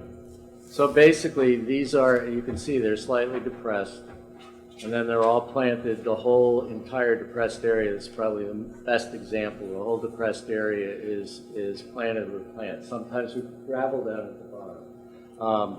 But When I saw it had passive, it had rain. right. And it's really it's a cool system. And there are a number of people. What's really great about Chicago is there's a whole lot of people working on different plant varieties now that accommodate this particular situation because it is such a typical situation to deal with. So there are people like Jack Pizzo or Intrinsic or a whole bunch of those guys who have a whole slew of varieties of plant material that you use in an instance like this. It'll take a little while to get its act together. You won't have to worry about watering it. But it will, I think, be an amenity as opposed to an eyesore. I have another question, but this is about the traffic. So, whose idea was it to narrow Green Bay Road North and decrease the speed? Because as somebody who isn't going to live in this development but drives that constantly, I like having 2 lanes there and the speed being 40 miles an hour. And I think, from what I see, I haven't seen any accidents, but it also allows the bicycles to be on the right lane and the cars to pass it. So what is the reason? Well, It'll affect everybody, and it's new. You guys didn't have it. no, it's severalfold. One was to lower the speed limit as you come in to town, get it down to 30. Someone wants that? Who wants that? Well, you don't want a higher speed limit as you're driving through your town. The second was to provide some left turn channelization for Northwood Drive, which it doesn't have now. There's no left turn channelization. Now, has that been a problem? Because I lived here for 24 years and I take that all the time and I've never seen. Well, when we were at the last meeting, we heard a lot of complaints about Northwood Drive. It was difficult to get out, it wasn't safe. So as we were looking at how we could address all of this, we looked at sort of this road diet up to bring it up. The fact is, as I said in the beginning, and I think staff agreed and we all agreed, there's sort of this section just for a quarter mile where you can open it up to 40 miles an hour, My but favorite section. well, you must have a nice car. No. I know.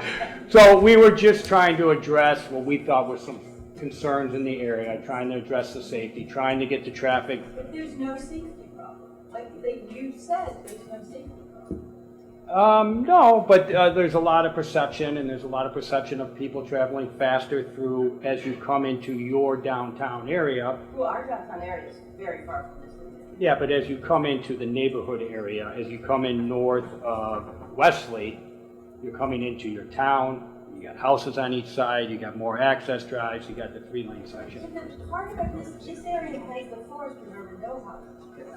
If I could, this is, first of all, this issue came up in a meeting with your staff, and I think it's between you and your staff to resolve.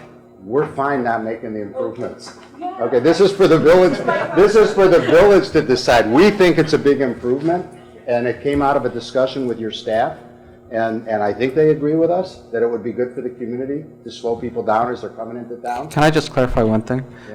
Yeah. They're not going to 3 lanes all the way up to Lake Cook, if that's what you thought. No, I understand. Okay. The 3 lanes is only, they are decreasing this, they are proposing to decrease the speed, but you're only going to 3 lane, the diet only goes 500 to feet. just a little bit north of Northwood. I know the area, yeah. All right, well, Yeah, that was, so did you, who crafted the declaration? Was that, Mount? That was my partner, Brian Meltzer, Okay. the So- Dean of Declarations. No, okay, so I know this is preliminary. Yep. So it seems like it's an effective way to govern your subdivision. You've got the HOA. And it seems like you sort of added the part about stormwater to sort of pacify us, right? Like you're gonna say this is gonna be the way that the village can later, if there's an issue, if these things aren't being maintained properly, the village can come and say. Correct, and that was a direct response to questions that were raised at the first meeting of the Plan Commission, which was, you know, who is going to maintain these, and what happens if they don't, whoever it is supposed to maintain it. So this, again, this is very preliminary, it's a draft, but that, you're precisely correct. The goal of submitting it was to show you that the HOA will have responsibility if the HOA, for maintaining those improvements. If the HOA doesn't, the village has the right to step in and do it, and the village has a mechanism for getting reimbursed the costs. That was the purpose of submitting it.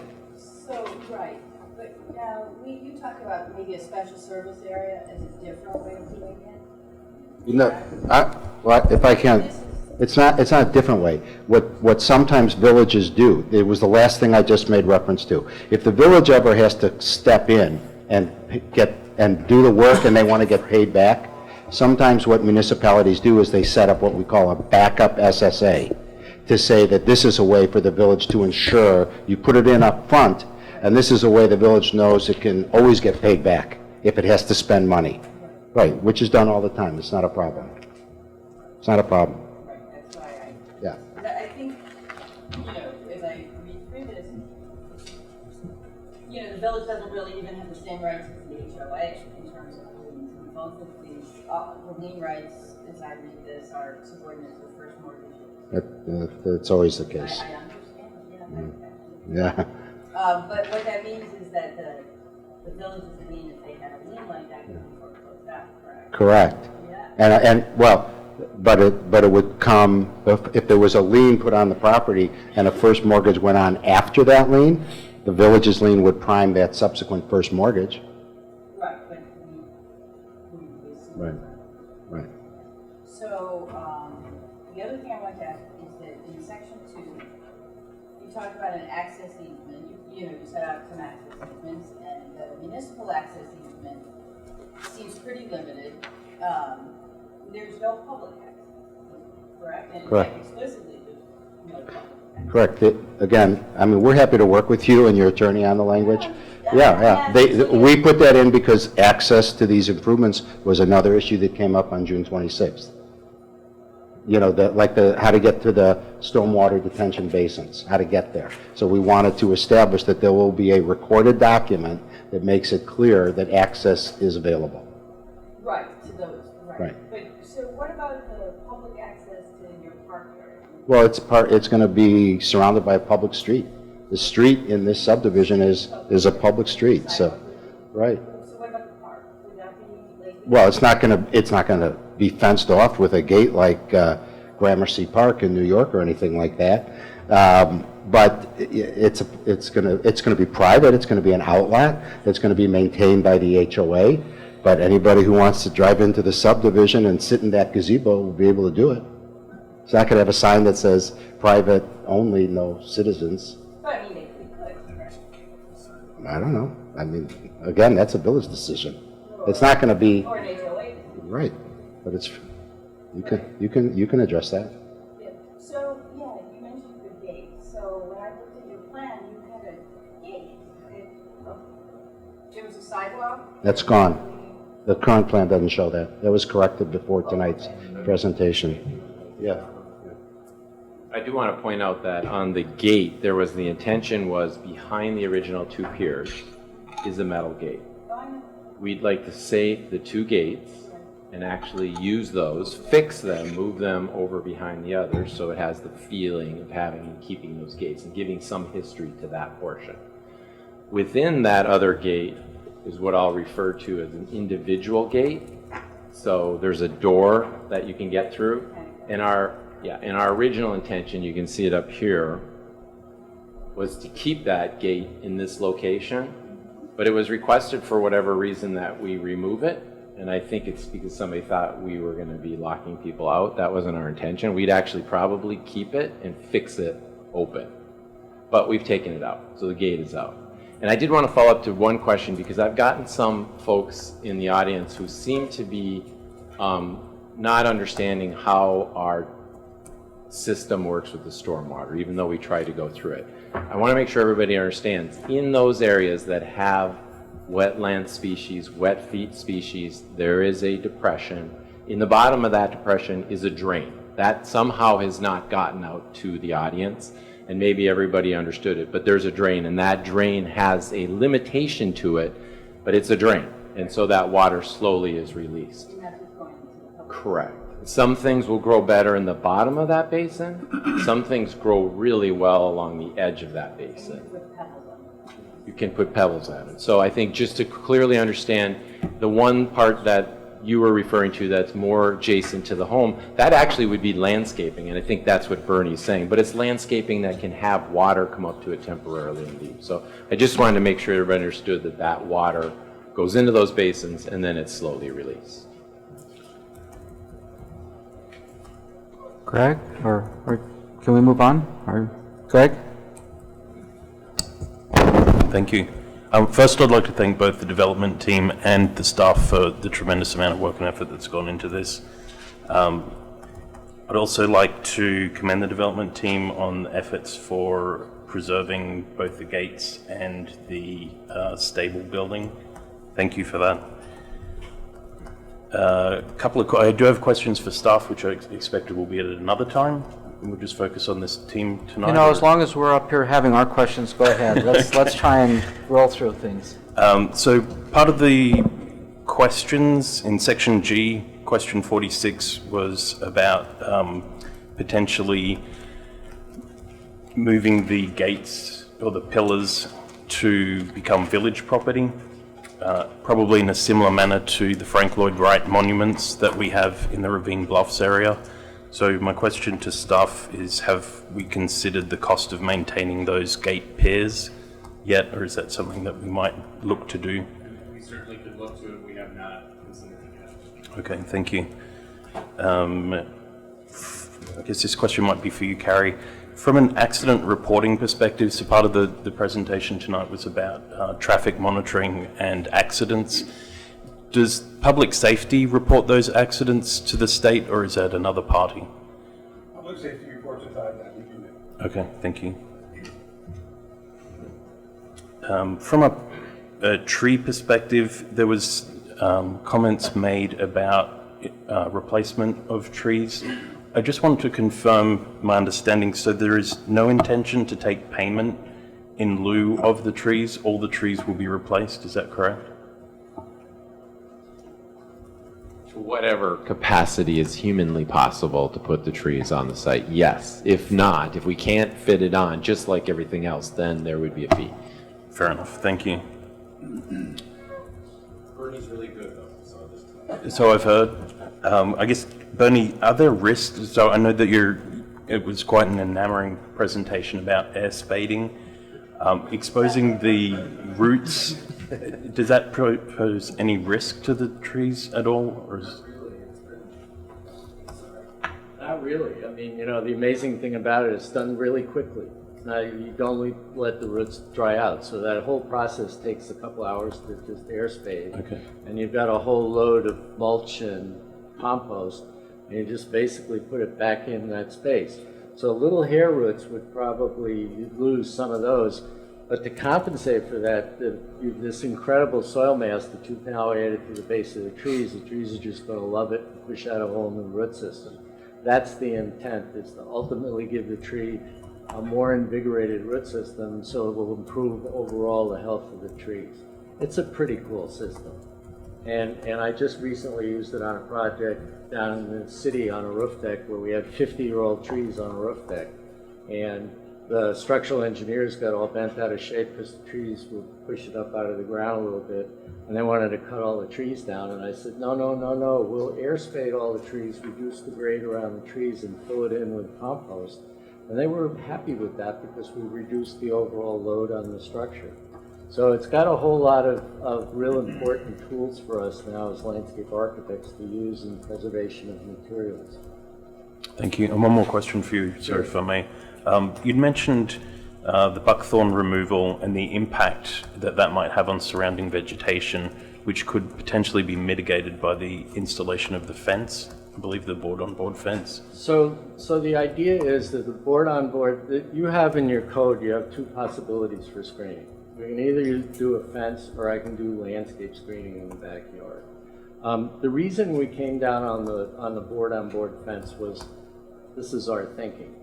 This will give people privacy in their backyards, which is really, I think, a good thing. And then as we clear out the buckthorn, the large major trees will remain. Their root systems will still be something that any new plant material that we would put in along the perimeter would have to contend with and battle with the trees over water and all kinds of things. So the idea was to keep it simple. It doesn't preclude the fact that we will probably put trees in the backyard. Some of the comments that came out in our meeting the other night were, you know, my backyard is going to look into this new building that we're going to build it here, and it's a two-story building. Are you going to protect that? And I said, absolutely. We'll basically, on a case-by-case basis, go and place trees in the backyard to give you screening. But it's not a solid screen. The fence really does that. Okay, I guess my question was it the fence? I don't know how one removes buckthorn currently, so I don't know if there's... It's a very time-consuming, very horrible process, but it's the way you have to do it. It's a very invasive plant. You have to go in and cut it all down first, and then you treat it with a chemical so you kill the root. So I guess that's the root cause of my question is, given the, no pun intended, like but that. it popped out. You're allowed. Thank you. How will that impact the forest preserve area, which will be chain link fenced, and will some of those chemicals potentially jump through the, I think as we'll have opposed to to keep the at other it, one? you know, I mean, we're gonna have to stay, this, you know, you do the major removal. We've done a number of jobs where we've done, you know, buckthorn, and the birds are happily, you know, planting Working them against again. you, As yeah. fast as I can take them out, the birds are planting them again. So it's gonna be an ongoing process here for us to keep those areas clear of buckthorn. I don't think the people that live there want buckthorn in their backyards. I really don't. Huh? Well, you gotta do the chemicals to put it down, and I think it's something we're gonna just have to do. It's unfortunate that we have to do the chemicals. Okay, I'd like to keep the comments going this way because we have a lot of people that still have to ask questions. I'm sorry, we'll come back and keep your question. We'll get to it. Thank you very much. Good, thank you. I like the joke. Dev. So my apologies to all of you. This is my first Plan Commission meeting. Bruce, thank you for having a simple topic for me to address in the first meeting. And thank you everybody for all of the reading material over the last week. So apologies if I'm catching up a little bit here. I noticed in the reading material that there was a lot of reference to Bulletin 70, and Bruce, you'd mentioned it earlier. I think there was some reference to it also that the numbers that are being uplifted at the beginning of next year will be addressed or have been addressed.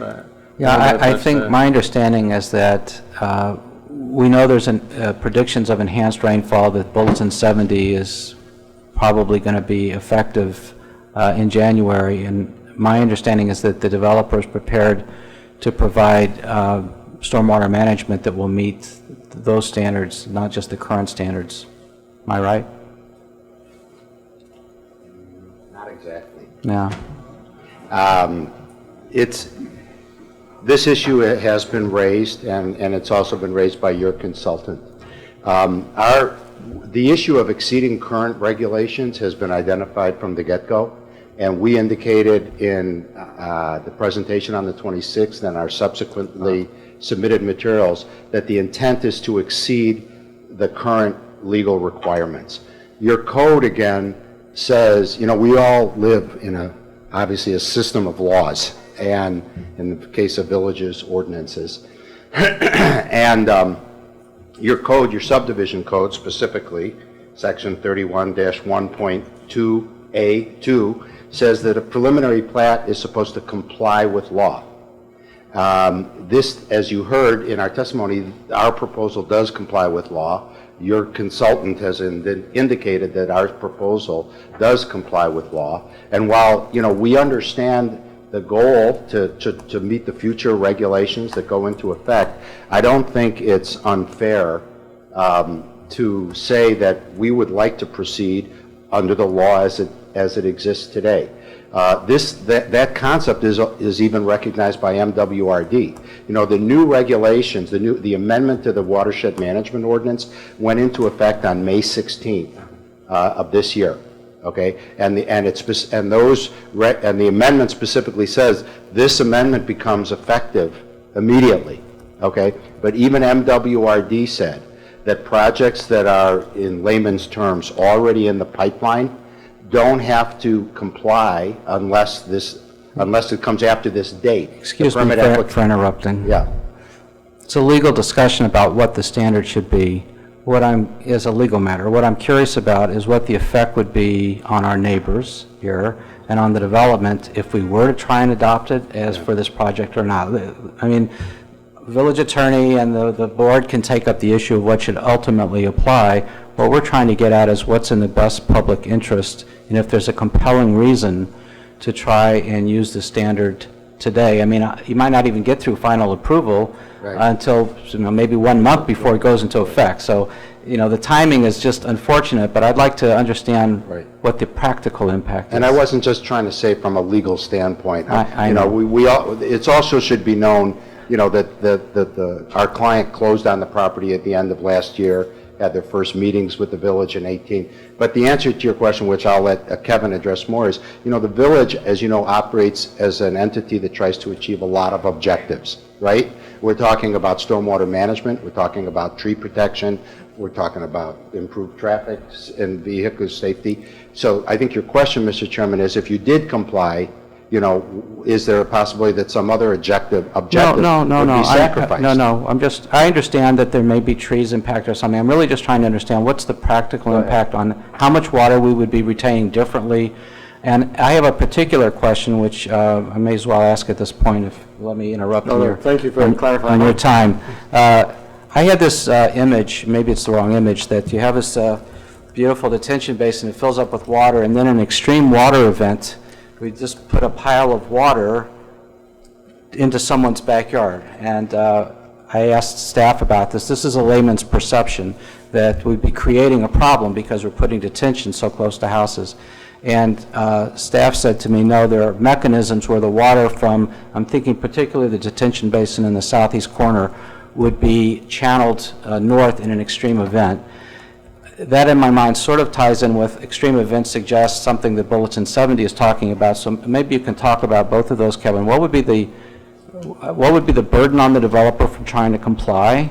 What would be the possible benefit, or would it be an unnecessary benefit because of the way you're developing your stormwater management system, because of the way you would handle this excess overflow? Right. So thank you. You've laid that out very clearly, at least for me. I hope that was clear for answering your question. Essentially what's happening with the Bulletin 70, it's going to increase the rainfall, so the amount of water that gets potentially into the system. And then what's going to happen is that water then gets detained, as you indicated, Mr. Chairman, and then it gets released. The overflow, that wall of water that you were referring to, where that's going to go, is being set up to be directed away from all of the homes. And so that water would not be going in that direction should the capacity of any system, whether it be half the size of needed or twice as big as needed by a code requirement, whenever that system gets capacity is met and then exceeded, it overflows in a defined direction. And that's, I think, what staff... And that defined direction is? Towards the northeast corner. That's the dark Right. blue arrow up in that corner. So my understanding is that although the Forest Preserve said, don't give us more water than we normally take, there's an exception for an extreme event. In other words, they're not going to object to the fact that in an extreme event, the overflow direction is north, whereas in typical rainfall events, they want you to maintain the current distribution of... So we're not going to starve them in the normal events, but then in the extreme events, we're not going to send it into the homeowners. But another piece of the puzzle that... Am I right? Am I just confirm that the Yes. Forest Preserve is on board with that concept? Well, that's the concept that we had a meeting about with MWRD, and as the water all goes towards Lake Michigan, that's the ultimate watershed, that was their position, that was not a concern, that it would be a problem in that regard. If that, hopefully I'm answering that question correctly. So the other concept that I think is important to understand is that any water that we detain within the system gets released out in a controlled fashion. And so the more water we detain, the more it gets released out, and that could get released out into the storm sewer systems. And that by holding more water, that means we're releasing more water over that period of time, which I think, I guess I'm getting into the weeds, if you will, on that one a little bit, but I believe that what's going to happen here is that we're detaining the water that's going to occur in an extreme event and then release it in a controlled fashion, and that rate of discharge is not going to change no matter how much water you're holding in those incremental events. Okay. Can I just ask a follow-up? I'm really just trying to get a mental picture of this. If there is 30% more water that lands in this area over a constrained period of time, forgive me if I get it the wrong way around, the detention capability will be sufficient to kind of soak up all of that water? I know this is a math problem, and I didn't bring my calculator, but, you know. Could you maybe rephrase that? I'm not making sure I understand it correctly. Here's how I understood the math in the material. There's an amount of space and there's an amount of rain that comes down. If the amount of rain comes down in the space exceeds the absorption capacity of the land, then it flows off the land. You've proposed a system by which that water won't flow off. In fact, you've said it'll flow off less than it is today because it's going to go into this big detention area, that those big yellow pipes and the depression and everything. I guess the simplest form of the question is, if there is an extreme event where there is 30% more than currently expected or experienced, will that detention capacity be sufficient to take all of that water in? Are you building it big enough to take that? And please feel free to correct me if I've misunderstood how the system works. So we've designed the system for what's determined to be the critical iteration, the extreme event that would occur at this location or based upon the topography of the land. Sure. And so then it's designed to be able to hold that amount of water, and then based upon the release rate that we're allowed to release that water out at. And so that release rate is going to remain essentially constant. That's part of the goal of the math, to try and figure out to get that to release it at that constant or not to exceed that rate. And then we're going to hold the balance of that water based upon the rainfall that is designed as that input. And so we would design the system to be larger than would be necessary based upon the current rainfall data. That's the inflow, the amount of rain that comes in any defined point of time.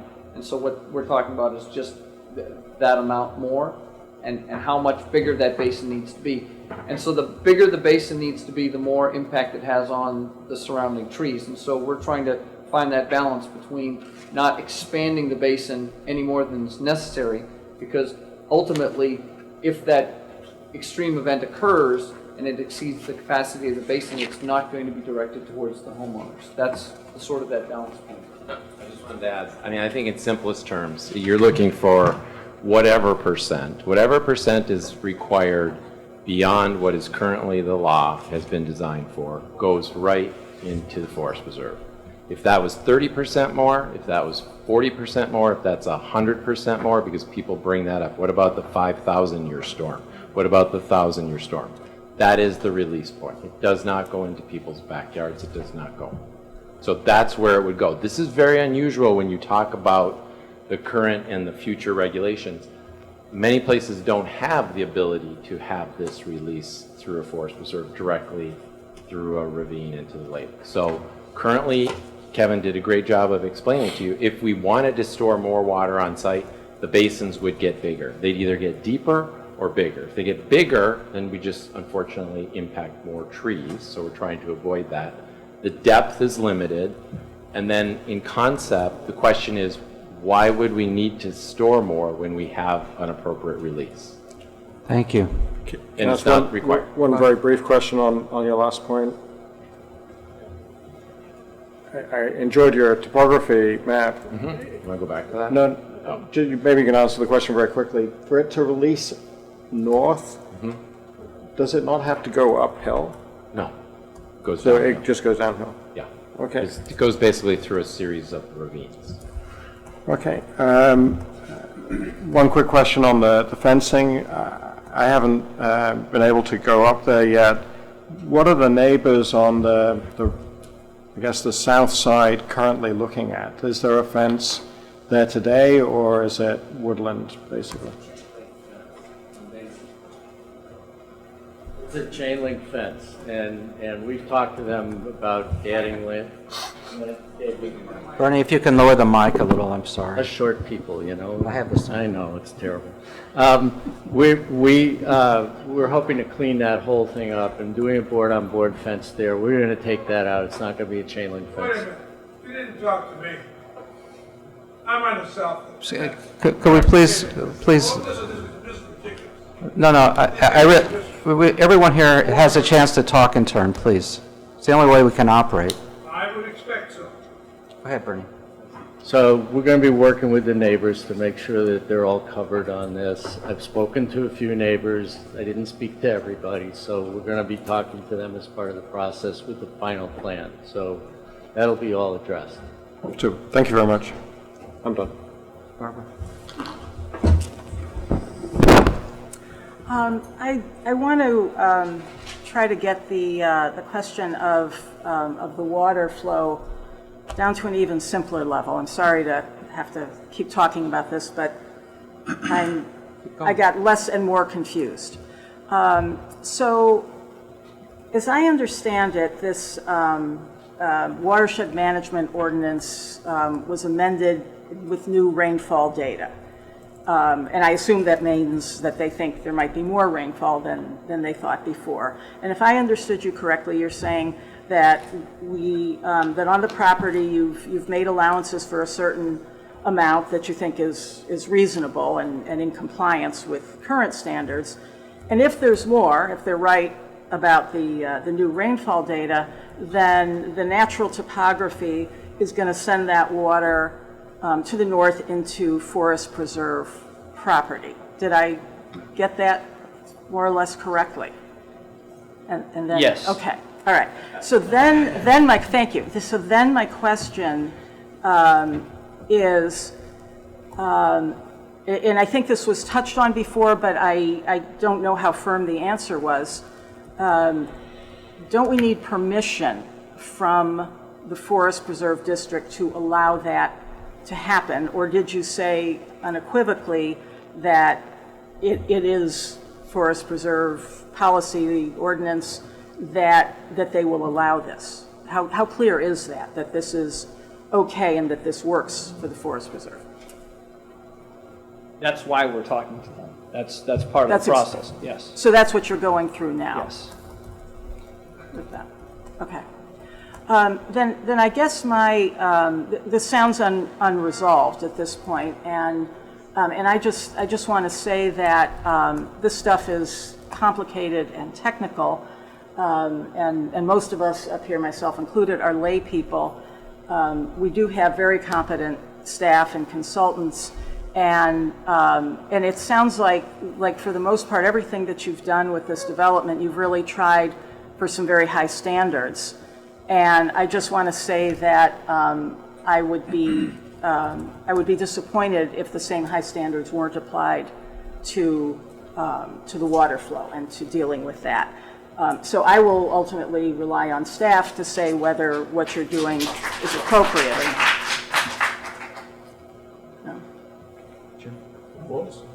Do you have any more? No, that's it for me. Hi, thank you very much, and good evening. You guys actually have asked a lot of my questions, so I feel like we're all on the same page. I just have a couple just very quick things. One, you talked a lot about heritage trees and kind of saving heritage trees, but one of, ultimately you're building this subdivision to build homes, and those homes will affect the heritage trees as well. So from a best case scenario to a worst case scenario, because obviously you're not building the home, that decision has not been made, how many of these heritage trees will be lost, and what percentage would that be kind of in that range?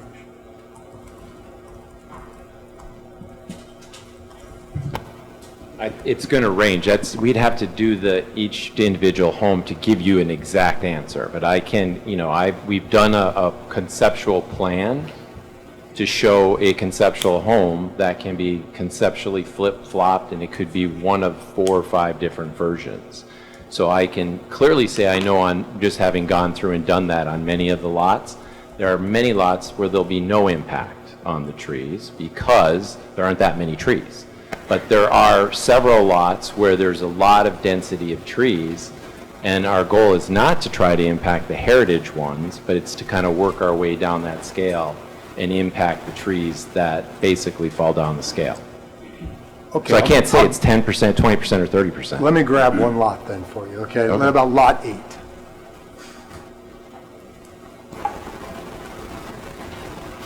You mind going to the tree plan, Lee?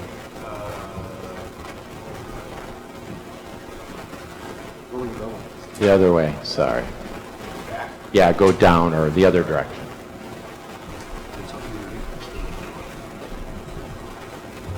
Get there. Next one. Okay, and go, just go back one.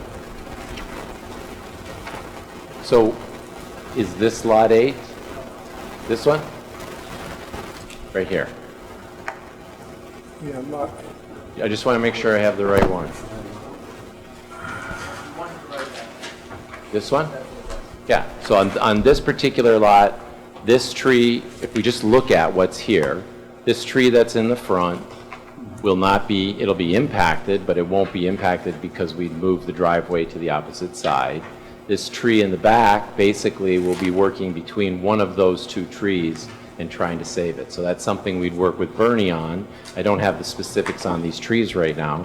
It may be the larger tree we try to save because it's pushed back, but it may be something about that species of tree that would allow us to say that may be the one that comes down and this one other tree would have to go. I'm not looking to see if it's a heritage tree right now. I can't tell. Okay, it's just, there's one that has, there's a map that you guys provided with Yeah. the heritage trees, and kind of shows that demonstration. I mean, I know these are preliminary plans. I'm not trying to nail you down with how many trees are you going to, but I just, from a standpoint of there are valuable trees. Right. And there are unvaluable trees, and invaluable, no, not so valuable. There you go. Less valuable. Removable trees. Removable, That's how thank you very they're much. referred to. So I just, to get a grand scheme of this, that you're going to a lot of trouble to save some trees, and there's some that are going to be. We're going to a lot of trouble to save all the trees. So, I'll tell you, I've done over 250 homes in 25 years, and I'm pretty confident I haven't lost more than 5 trees. 5 trees. So there's a way we do that, and the way that we do that is it's the position of the house. It's the elements that are on the house. If there's a screened-in porch, we work with the village. We don't do a traditional foundation. We do a pier foundation. We might leave it open underneath. We're trying to allow Bernie to give us the input to tell us how the roots might breathe. We'll use different paving materials. Those are all parts of the way we would go about it. But I can't do it because this is not a PUD. This is not a planned unit development. I understand that. Thanks. And there is an ordinance in place that says if you take a tree down, you need to replace it. And we don't willy-nilly spend that money to do it. Our goal is to save the tree. That's what we'll do when we design that house. I understand. There are concentrations of other trees that have lots on them and configured, and kind of walking through what the process would be to save those trees. When you're looking at what has been laid out here in a preliminary plan, it looks at, they are smack dab in the middle. And so if there is, looking to see how that can be addressed was really more of what I was trying to move towards, not necessarily like, and to look at this holistically. And we've identified trees. I mean, Right. we've decided, or you've decided, or someone has decided that these trees are valuable. What are the plans beyond a park in the middle to really, address those issues? That was what I was trying to. The park just took the best batch, and that's what we worked with. That took the absolute biggest cluster. Then there's a lot of clusters that occur between property lines. So that then became the next reason why we put a property line in a location, because there's a lot of trees that could be saved vis-a-vis that. Where you'd like us to put this connecting road or this path along the north side here will be impacted, so we're really not trying to put it through there. We can do it, we quite honestly don't understand the purpose of it. I'm not sure these folks over here want the path to connect, so then do we put a gate, and then I don't understand the purpose. And the same thing with adding an additional sidewalk. I thought we're over that by now. We're not doing double sidewalks on both sides of streets in most neighborhoods. It's just more pavement. And what we usually do is we park on the side of the street, which we've done here. You can only park on one side of the street, and we put the sidewalk on that side of the street. And that generally addresses it. Again, if it's really important to you, make it a condition to put it on both sides. We just don't see a benefit to it. I haven't mentioned the sidewalk. I understand. So, just very quickly to run back to the water rec, the part that I call water rec, the Metropolitan Water Reclamation District. We received a letter in our packet that spoke to their desire for permitting, and if you could address kind of what that means to the project, and does that fall within a condition of the project, or am I reading this letter wrong? It will be a condition of the project. We have to get the MWRD permit. Okay, and will it be the revised WMO that in May 16? Well, again, this is what I was leading towards before. Their new amendment and their regulations were publicly announced as saying that they expect, applications for projects that weren't in the planning process as of January 1, 2020 to comply with the new regs. If you call up the MWRD, they are expecting to review and issue permits for projects that are currently in the pipeline under the existing law. Okay. That's And the pronouncement. And you're going to comply to the existing law? Well, we're doing a little bit more. We've said we'd do more. You've heard. But not to the new Correct. standard, somewhere in Correct. between. Correct. Okay, I just wanted to say. And just one more thing, it's just a technical thing. There were 12 conditions that we look at, and I believe you left one out, and I think number 9, yeah. And if there's. What was it? No,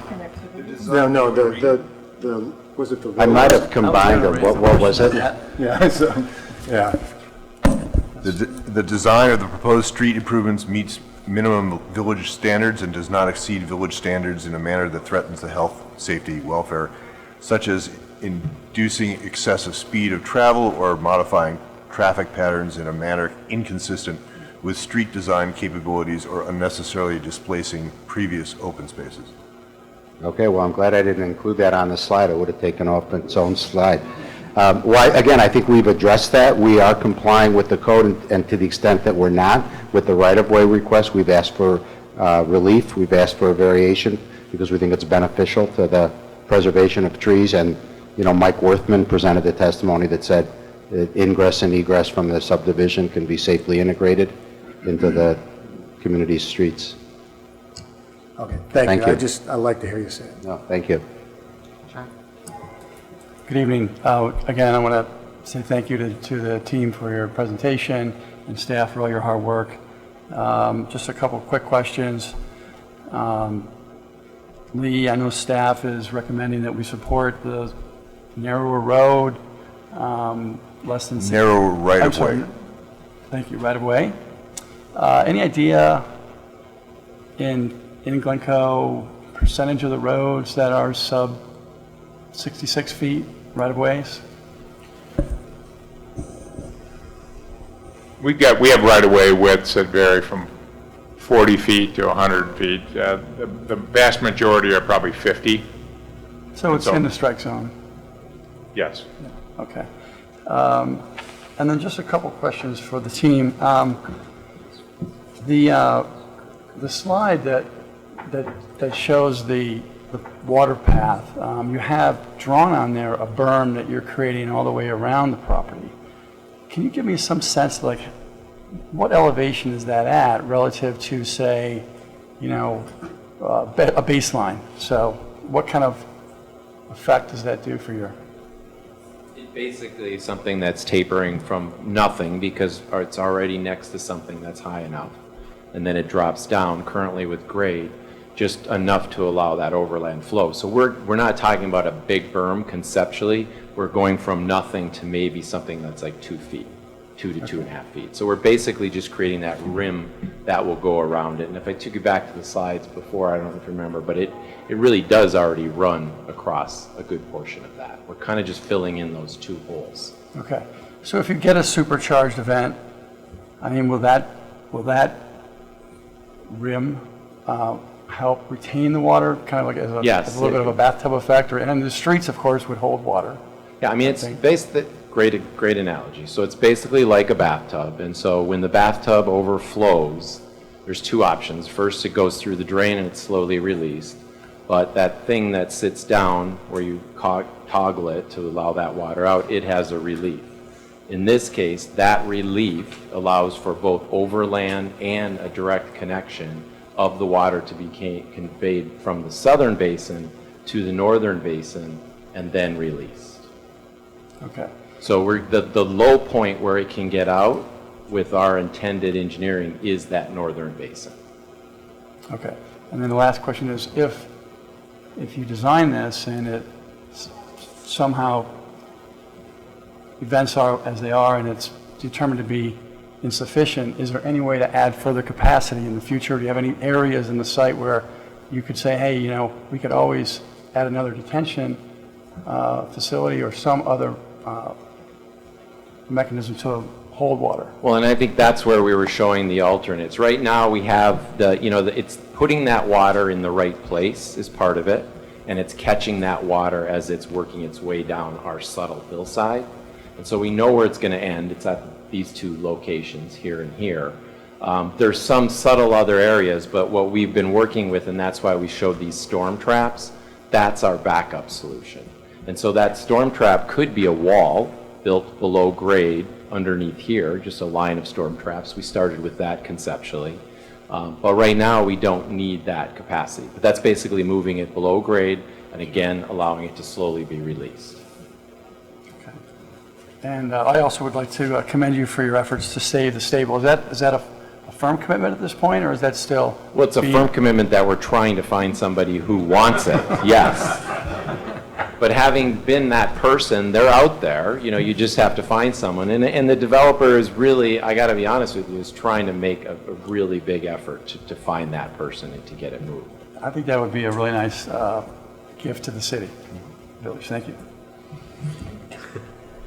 So we've been going at this for a while. We're not going to stop yet because I know a lot of you have come here to give comments.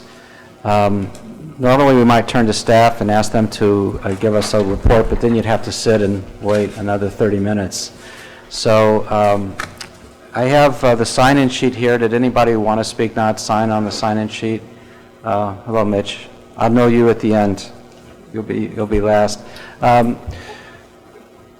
Just kind of to give you a sense of what the Plan Commission does with all this information.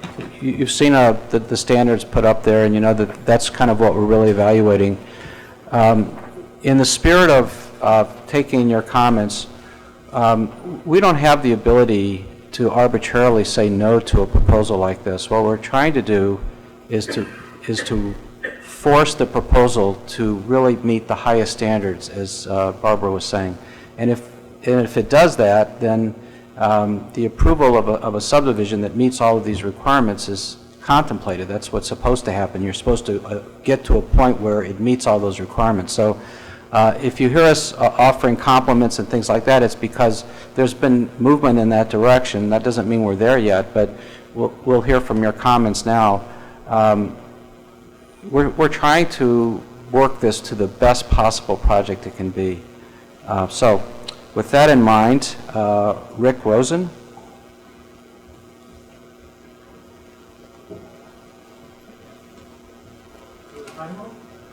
Well, all right. I could tell the people in the audience that they could be the ones who vote. There's approximately like about 15 to 16 people who want to speak. If you each speak 3 minutes, that'll be another hour. All right, first off, I'd like to thank you for the opportunity to talk. I'd like to thank you for the transparency, and I'd like to thank you for the preparation. This was quite a tome. My area of concern is really how the proposal is going to affect the stormwater, specifically in the Terrace Court Basin. Not just at the detention ponds, but where it ultimately goes afterwards. And that's something we have not discussed here. Can I just ask you what you mean by that? Because I'm not sure I understand. Let me get to it. Now, wait a minute. First off, when the water leaves these detention ponds, it goes into a storm sewer, right? There are choke points further down that have not been evaluated as part of this study.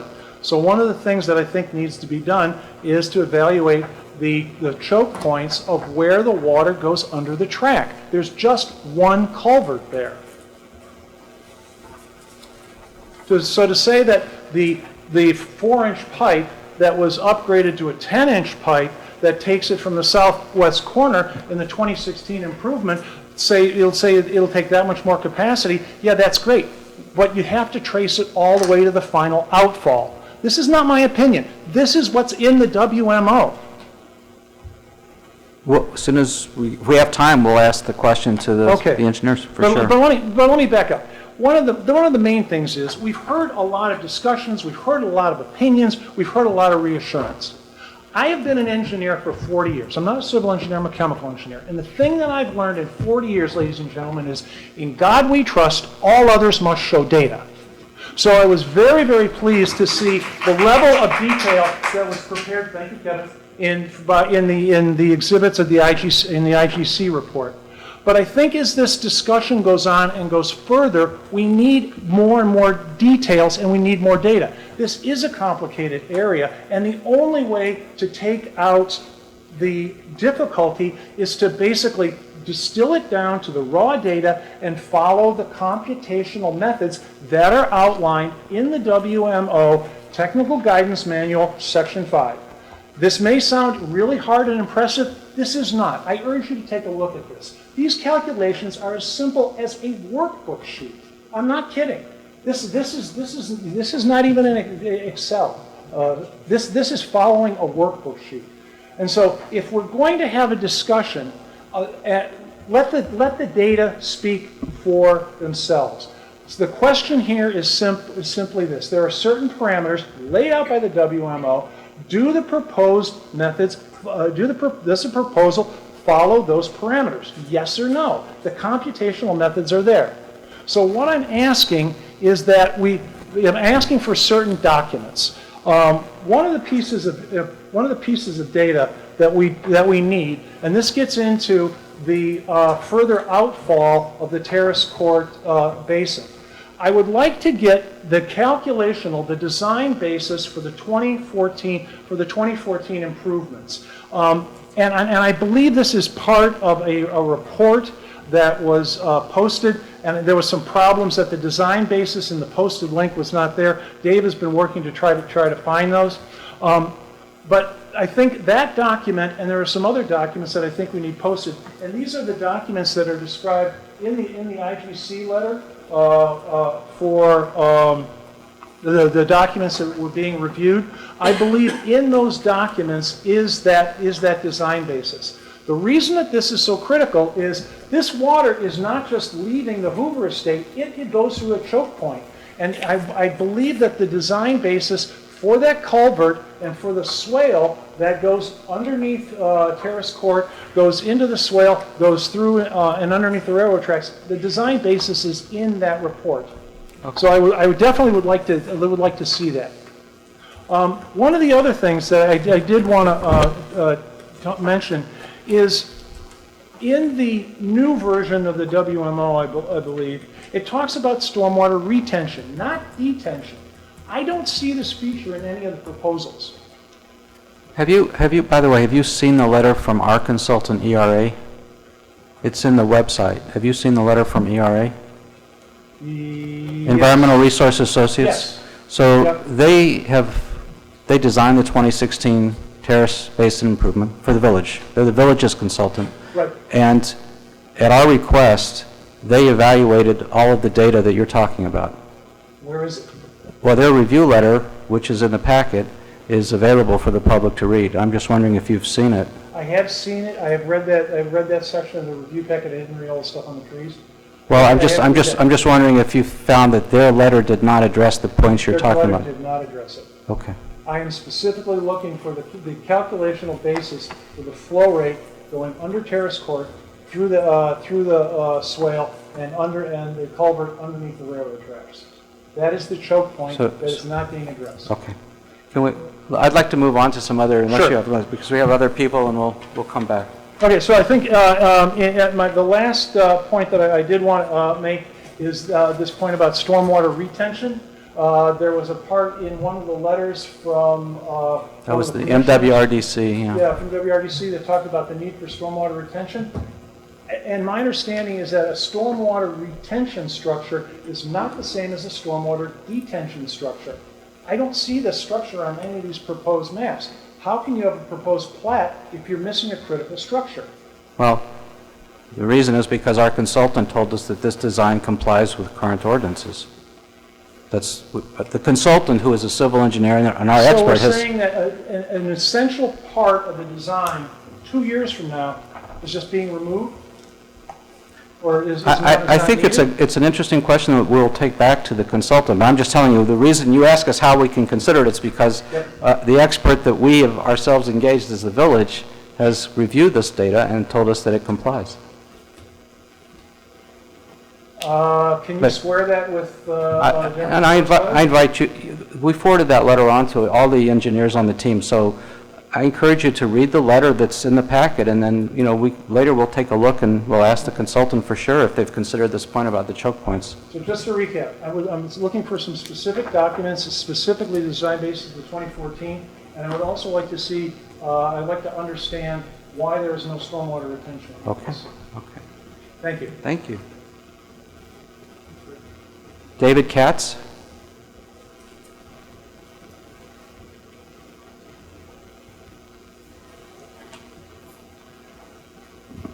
My name is David Katz. I'm appearing here on behalf of my son Daniel Katz and Jessica Katz, his wife, who live at 1212 Carroll Lane. The thing that to me, first of all, I hope the developer is successful. Okay, so I'm not one that's trying to say, I'm upset with this development. I want him to be successful, but I want that water to stop coming over that property. And at the last meeting, which you were not at, but it was just with the architect, I raised the question, that berm that you're talking about, which they call as an artificial ridge, Part of it has ridge. They said they don't have to do anything. Other parts, they have to put some ridge in. I asked the question, what is the ridge made out of? What are you going to put, how is this artificial ridge going to be made? And I was told that there'll be clay and some earth, and you build it up, and the size would not be determined here. You know, it could be 1 foot, it can be higher, it can be up. That's a question that you just can't let roll, because if you don't get that ridge going and going all the way up, that water isn't going to get to that north point. It's going to go over our land, over our house. That's where it's going to be. If that ridge isn't built and built correctly. And I've been around enough to know that if you build an earthen ridge at a particular point, it may start at 1 foot, but over time it will settle. And now you're getting down to maybe 10 inches and then 8 inches. And then the rain coming down as hard as it does around this place lately, the rain is going to erode it. And there we are. So you have to have minimum standards in there. And if you say 2 feet, it's not going to stay 2 feet. So the bottom line is it's got to be more. And that ridge is the most important part to this entire thing. If you want it to work to get up there, you got to get it up there. And you're not going to get it up there because you're going to give it to all of us along the line unless that ridge is correct. And it seems to me there has to be standards of what it's made out of, the height of it, the width of it, how it's going to be maintained, how is it going to be held in place, what is going to be on it, is it going to be grass, is it going to be just the wild stuff that's growing around the earth. All these things have to be established, and going every single lot going up Carroll Lane that it backs up on their back lot. Every single lot you have to say whether you're going to put a ridge there, and what is the size of the ridge, and how did you calculate it, and how do you know it's going to hold it back. I frankly think in our area, if you're talking less than 2 feet, you're not going to talk about anything. Mm-hmm. I mean, we're getting it like crazy. And so I'm just telling you, it's going to erode. It's noted, duly noted. So that's the thing which I wanted to point out to you. The other thing is, and I'll just say it as a statement more than a discussion. And the other thing is that where their lots back up on the Carroll Lane lots, those lots are going to get wet in the backyard. Now, because we're getting wet, okay? So their lots are going to get wet in the backyard. You got to have drains going all the way up on site that's going to retain some of that water. It doesn't have to retain it all, but take off the heavy part so that the water can move and not just come over on us, you know? So you put a drain in there. I actually had one done at a home that I own back east. It took 1 day to do. You know, you take your hoe, and you know, you go down and you dig it up, and you get the hole and you load it with stone, and then you put a concrete barrier around, put a drain on the top, take the earth and put it over to that direction. It's not an expensive process. And have it go down that drain. Now it won't take everything, but some of it will go on site, and that will now take care of the flow to some degree. That needs to be done. Okay. Those backyards are our front yard, essentially. So. Thank you. Ellen Lands.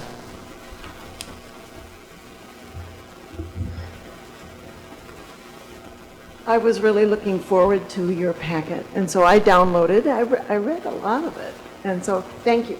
There was a lot of great information there. The one you referenced, the ERA report, that preliminary engineer's report was the thing I anticipated with the most excitement, and I was disappointed because I found, I guess being a language person, that the language was so ambiguous. Mr. Michalisko, he writes things like reduction in flows should allow the village's recently constructed storm sewer to operate at an even higher level of service. Constructing detention ponds should prevent direct runoff from reaching Terrace Court and Carroll Lane. To me, that should, and maybe I'm reading it really wrong, to me that means, well, maybe, possibly, we're not quite sure, but it probably will. And so, to me, I really want to see a will. So I guess I'm still pressing for those great engineering reports. This was a preliminary one, I understand that. We need data. Right. You know, I'm hesitant to say this, that, you know, maybe the lawyers got to him. Well, that's, I can make that joke.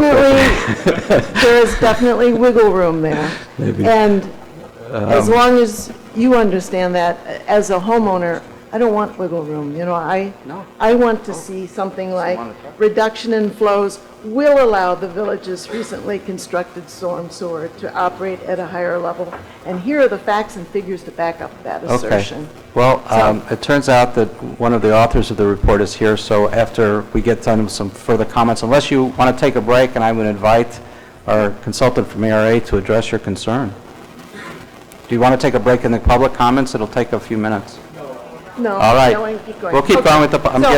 You've heard my concern is that the language is ambiguous, and I wanted reassurances. Okay. We all want. Stick around and we'll hear from the... Okay. We'll hear from the... I'll leave it at that. Thank you so much. Jim and Emily Borowski.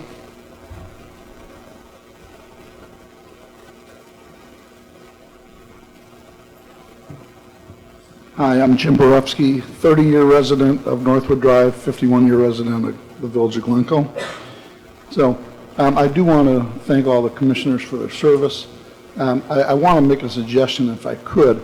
The petitioner here, the developer, has been given an unlimited amount of time to present this evening.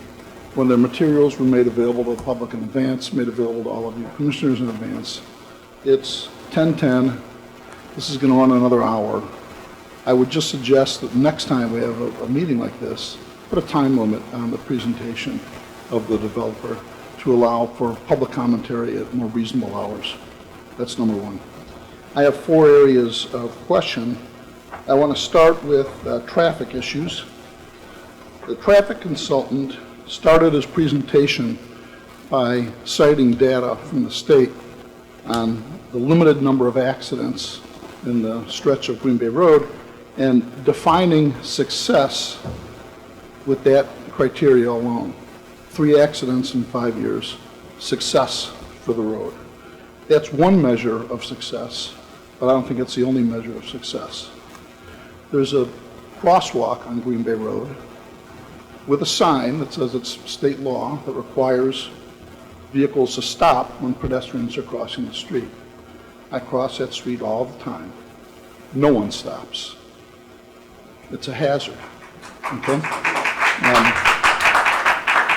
The traffic consultant said that a stoplight is not warranted. He used the word warranted. My question is, what's the downside of a stoplight there? A stoplight there would provide incrementally greater protection for pedestrians crossing the street and would do a better job of ensuring that people obey the speed limit if they know they have to potentially come to a stop, heading both north and south. I hate to interrupt, but only when I think there's a quick answer, and I think Stu can tell us that without developing warrants that meet the code for this, you can't just put in a stoplight. Is that a reasonable statement? Actually, I'll defer to Mr. Mao on the traffic control issue. Well, that is the nationally accepted standard, that warrants need to be met because an improperly installed stoplight can have a detrimental impact as well to the other extreme. The warrants are very precise, and they're specific to a number of factors, not just the traffic safety data. Well, all I would suggest is please listen to the community, because it's pretty evident that a lot of people in this room who walk on that street and cross that street don't find it safe without a stoplight. Also, I'll add one other comment. The suggestion to keep 3 lanes of traffic rather than 4 going further north. On nights where we have a popular event at Ravinia, even with the existing lane configuration, northbound traffic is at a standstill south of Wesley Road, When I'm trying to drive home at night, coming off the highway, coming up Wesley Road, I can't even get to Northwood Drive. If we extend 3 lanes or single lane going north another 500 yards or whatever they want to do, it's going to exacerbate that problem on nights where we have a busy, popular event at Ravinia. And that's an untenable situation, I think, for people that are just trying to commute around the neighborhood. So those are my traffic concerns. Again, we can address the stoplight differently. Second is the question of fencing around the perimeter of the development property. The developer posted a chart here that enumerated various benefits to the community. Benefit number 6, presented as a benefit, was a wooden fence that they said will benefit the neighbors. Well, the neighbors on Northwood Drive don't view that as a benefit. We view it as a detriment. I'll take the liberty of speaking for the 3 other residents on Northwood Drive whose property abuts the Hoover property. None of us have a wooden fence on our property right now. We're all affluent people. If we wanted to look at a wooden fence, we'd be looking at a wooden fence that we would put up on our property already. We don't want that. It's not a benefit, it's a detriment. So we don't want a wooden fence. If a wooden fence is put up, who's going to maintain it? When it rots, who's going to replace it? Who's going to define when it's rotten? But we don't want to look at it in any event. So that's that. Next, water retention pond. We talked briefly at the last session about the problems of mosquitoes and mosquito abatements. There was no conversation on that tonight.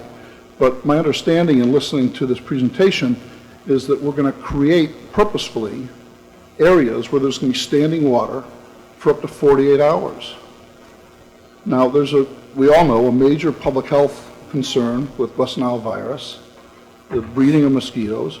What is going to be done to ameliorate or eliminate the incremental threat associated with West Nile virus if we create breeding grounds for mosquitoes? I can answer that. Finally, the question of the buckthorn and the chemicals that will be used to kill the buckthorn. What assurances do the neighbors have that these chemicals won't affect the landscaping on our property, the soil on our property, our water supply, the safety of our household pets who might eat our grass, or for that matter, the safety of the wildlife that's abundant in the area? The perimeter area that they're talking about killing buckthorn on is a large area. I think it's very naive to assume that in such a large area, deploying deadly chemicals is not going to adversely impact wildlife. So these are other questions that I have. I'll leave it at that. Thank you. Thank you. Tina and Eric Solis.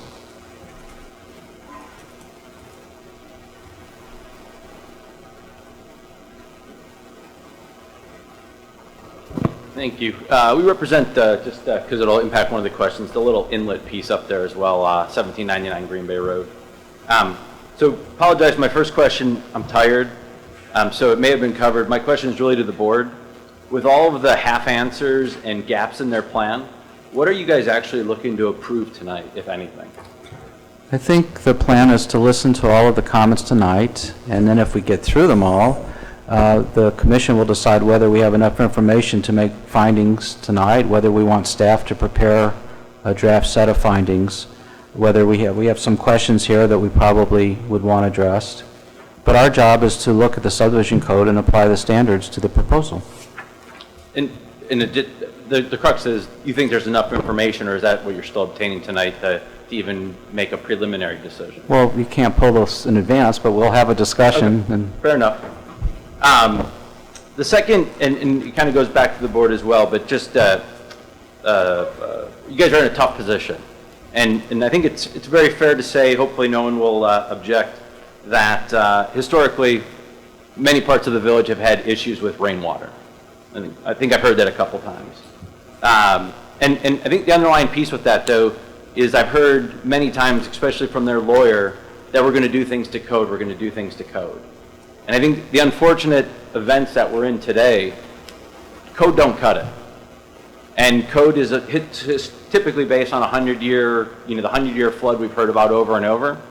When you look at 100 years of data versus what we've had, it goes right out the window. And I know you can't change the law and we've got to go by cities of laws, but to not use that, the M70, I apologize, the Bolton 70, to not use that simply because they bought the property last year, I think is a massive detriment to the community and is ultimately going to come back and haunt everybody. Let's see.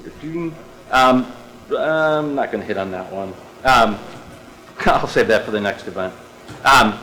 Just around the water, again, for some of us who went to the meeting a couple weeks ago that was not village sponsored, I think I counted about 29 times plus that they would use the phrase 100-year storm.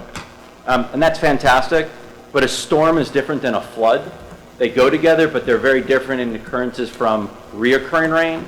And I've heard nothing that talks about that event, or as well what happens when we have snow in this town. We snow from time to time.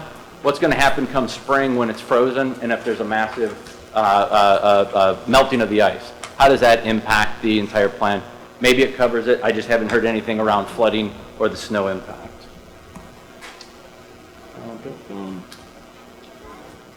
Specific to us, being a little greedy here, I'm operating that some type of plan is going to go forward. And I guess I'll say this to you folks. I'd love to just get an idea of what's going to happen to our place with all the pipes and everything going in. I think somehow we'd be impacted. And just from a personal perspective, that'd be great to know at 1799 Green Bay. Do you mean from all the stormwater pipes going in? From all the pipes, I mean, there's going to be water pipes going in, there's going to be cables, there's going to be everything. All the drilling, to know what it's going to do to impact our place as we're cut out there with buildings going on 3 sides.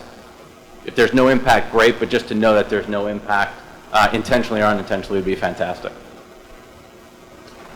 In the association agreement or draft agreement, if I read it correctly, it empowers you as the village to take over. What is the village's point of view if that has that happened before? What guidelines do you look at where you would actually take over and assume the responsibility if the association fails to do their job? I think I'm going to ask Stu to comment beyond this to say that what villages typically try and do is bring a legal action to enforce compliance. They have the ability to enforce the document.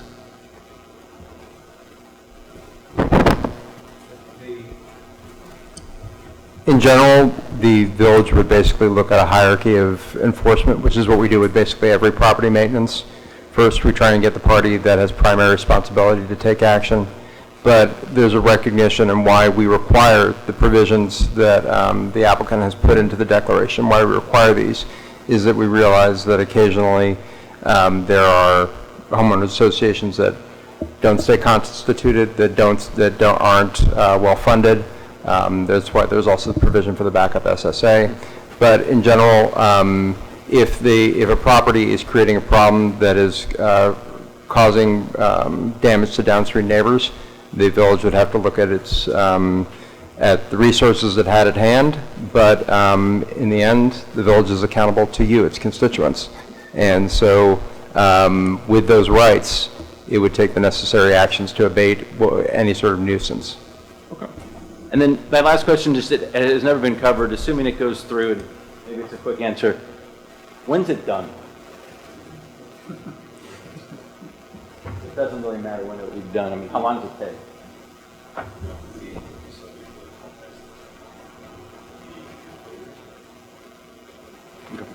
That's all I had. Thank you.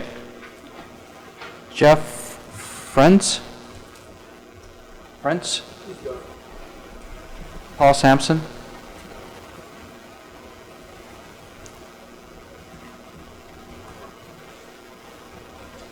Hi, good evening. Paul Sampson, Carroll Lane. First thing I'd like to say is I'm all for it. By the Hoover estate, I'm glad that there's going to be some development. That's all. And that's the whole point of what we're doing here. So I don't know who's in control, but can somebody go to page 22 or slide 22?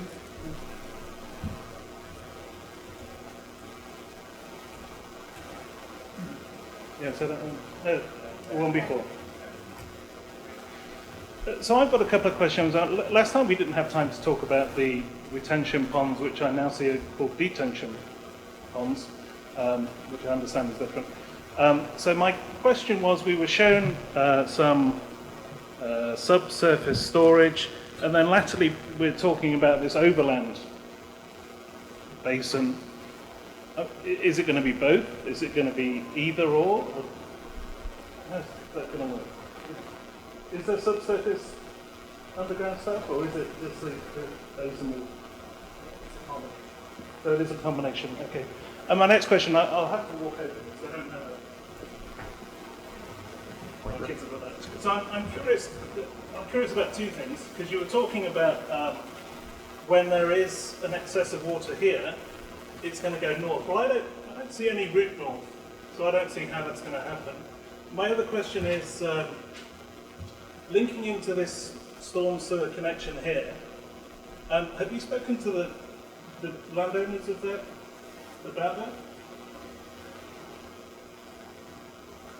This connection here? Because that's not on an easement. We've been talking to various people about how to connect, and we know that that's going to be a condition to final approval. We've talked to the village about easements, we've talked to property owners about easements. No, I'm interested that you talk to property owners, because that's my property. So. We haven't talked to you. So, I'm not against this. It seems like it might. We'd love to talk to you, though, if you want to talk to us. and to be fair, though, it looks like it's on the Kelling Lane owner's land. And he or she probably hasn't been spoken to. So No, that's not accurate. That's not accurate. I don't know. Well, I'm telling you, it's not accurate. Can I at least try? If I can just shed light on at least one mystery, I think in order to get water from the south detention to the north, it runs in pipes. Is that a simple answer? Could I have an engineer address this? Because there shouldn't be a mystery how water gets from the south detention up to the north. It's called an oversized pipe, and it would be a pipe that would be large diameter that would allow, it's an equalizing pipe so that the water in the two basins would be able to equalize it, so you can think It's of an it as- underground pipe. It's an underground Thank pipe you. that would link the two. Large pipe, so not So just an underground pipe, we get it. Thank you. And I had one more question, but I think they've been answered, mostly about mosquitoes, but I think we've covered that. And the only other thing is to the board, and I know you're aware, and I thank you for all your time and effort that you're putting into this, but in 3 or 4 years' time, when it's all done, and these guys are off in the Caribbean and enjoying a margarita, if this all goes wrong, and we haven't done the due diligence here, and you haven't gone through the process and made sure that everything's correct, everybody here is going to be speaking to you every week. We're very aware of You're that. very well aware of that, because we had it all through the 2014, 2015. My wife Anyway. warned me about this. Thank you for your time, everyone.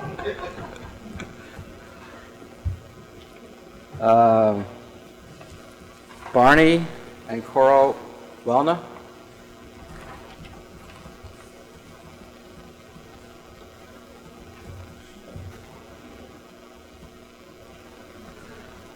Is there a Wellna here?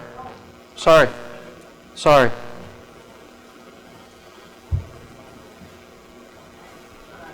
Wilma Corn, 347 Park Place. I know Mr. Howd. If you can get the microphone a little, it's supposed to, thank you. Okay, Wilma Corn, 347 Park Place. Now, I think we can all agree that we do know that there is major or has been major stormwater problem in this area. I think it's called, is it the Dunes Forest Preserve area? Is that like what it's called? That's the subdivision. The subdivision, okay. Now, prior to the 216 renovation of making the pipes larger, basically my house, my basement, my garage was the detention pond for the water that came down Park Place, because it didn't come down, it deluged down like that. You could see it overflow and it came down. With this improvement, and it took years for this improvement, We had to build things like someone else was saying to divert the water here, there, everywhere. Basically, we're low. That's where the water is going to come from, and that's where it's going to continue to come unless there are things in place that's going to change. So that's number one. Number two, I just have a question that I'm wondering that you were mentioning, that the water that comes into the bottom part that would go into the Park Place, Carroll Lane, storm sewers right now, from the existing Hoover estate is 13%.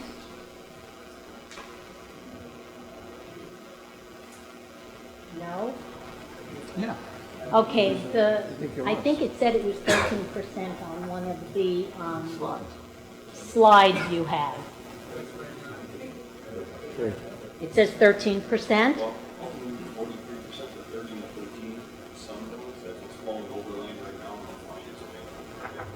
Okay, so basically almost 100% of the Hoover estate winds up in the Park Place? 43% will, okay, 43% will, okay.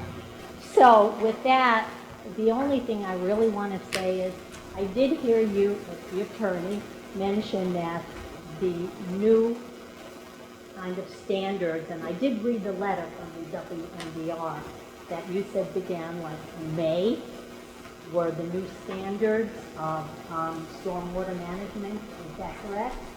And that this is kind of in the pipeline before then, so by law, I guess you don't have to abide by that rule? Is that what you were saying? But you haven't even broken ground yet, and I'm very, very concerned. And when I read what Deborah Shore has to say about the amount of water, 25, 35% more rain predicted, I think you should be as stringent as you can, and I'm not comfortable that we're not going with the new guidelines. Thank you. And that we should. Mr. Chairman, if I could just respond to Ms. Warren's comment. No, you can't. Sit down. I'm going to let everyone else, well, I'll get back to you. I'll get back to you. Write it down so you don't forget. That's what I was going to read. Erica Neems.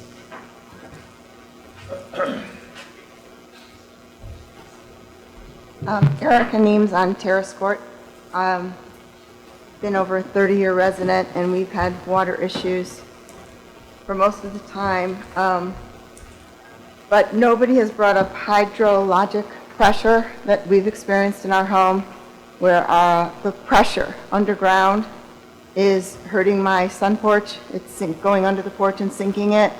And the past 2 years, my concrete has cracked, and the window wells have cracked. This most recent storm, there was water coming through the middle of the window well. I have to get that repaired. I have to reroute the way the water's going, all at my own expense. I think that we need to address that issue, because I think other people have experienced this too, and it has not been brought up. And with the additional water that will come through, there will be more underground pressure, because the water will sit and it will go in and find a way into our homes. I do believe there will be more flooding in people's homes because of that type of pressure that is taking place. So I wanted to bring that up. The buckthorns was the second thing that really, really concerns me, because the water that sits on the ground will then get washed into people's homes. I see all the little kids playing with their buckets and shovels, and they're going to be playing in those chemicals. And everybody knows, maybe you don't know, that the railroads used to spray Agent Orange on the railroad tracks to control the weeds there. And there was a cluster of cancer patients in our neighborhood a long time ago, a big cluster, and people in the neighborhood know about that. And it concerns me that in 20, 25 years, we're going to hear that that chemical that they used on the buckthorns caused cancer. I choose buckthorns. I don't want chemicals in my yard or my neighbor's yards. And I think that before anything is done, that you need to find out what that chemical is and find out that it's approved by the government and that it's safe. And anything that takes 3 years before you can start planting new, in my opinion, is not safe. So I'd like more information on the chemical they plan to use. It can also go into our groundwater and to our drinking water. and goes into our chemical plants to be filtered out. I don't believe that can be filtered out of our water, even with water systems in our house that filter. And the last thing is, I would request that there no longer be meetings at the Park District where you are not present to represent us. A lot of good information was brought to the committee about our concerns that you never heard. And what was said before is we were told the 100-year storm, which was the canned answer for everything. But there are so many concerns that were addressed at that meeting. There were answers to some of those questions that you should have heard because they were the wrong answer and they do not help the homeowners. And if this is going to happen, again, it has to happen the right way. And I think that if you're not there to represent and hear what is being said, it doesn't help you or us in any way, or them when they're building, because if all things fail, everyone's in trouble. So I would request that there not be any more meetings before meetings without our representation present. And that's what I want to thank you. Thank you. Ayo.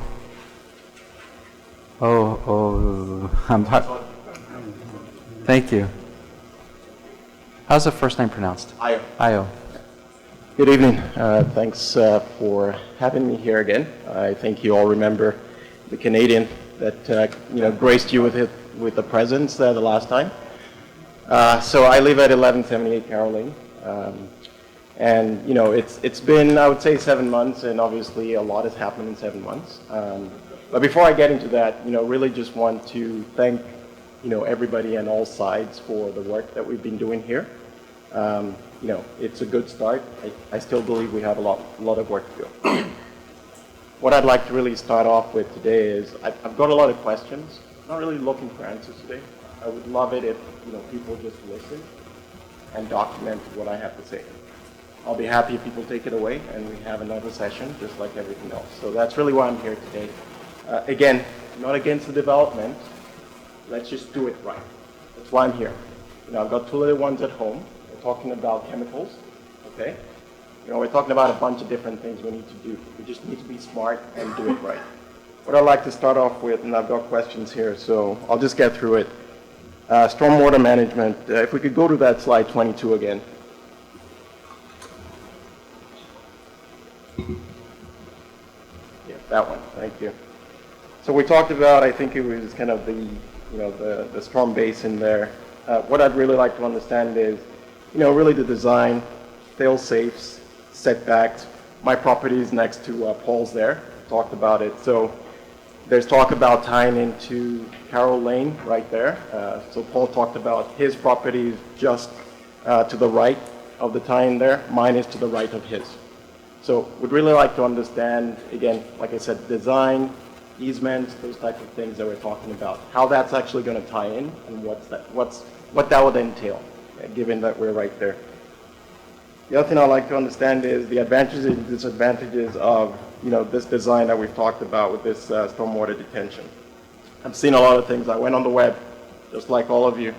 I've seen a lot of different designs. The rainfall garden is one of them.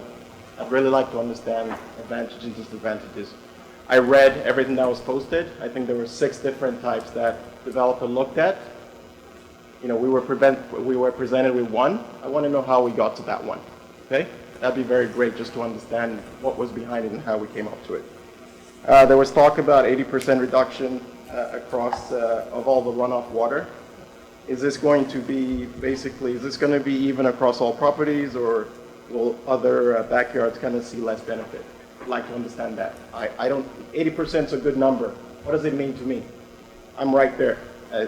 Where that detention, basin is where my house is. In other words, is it evenly, is it controlled against all properties or just, 80% is great, but let's understand what that looks like. Again, people talk about facts and numbers.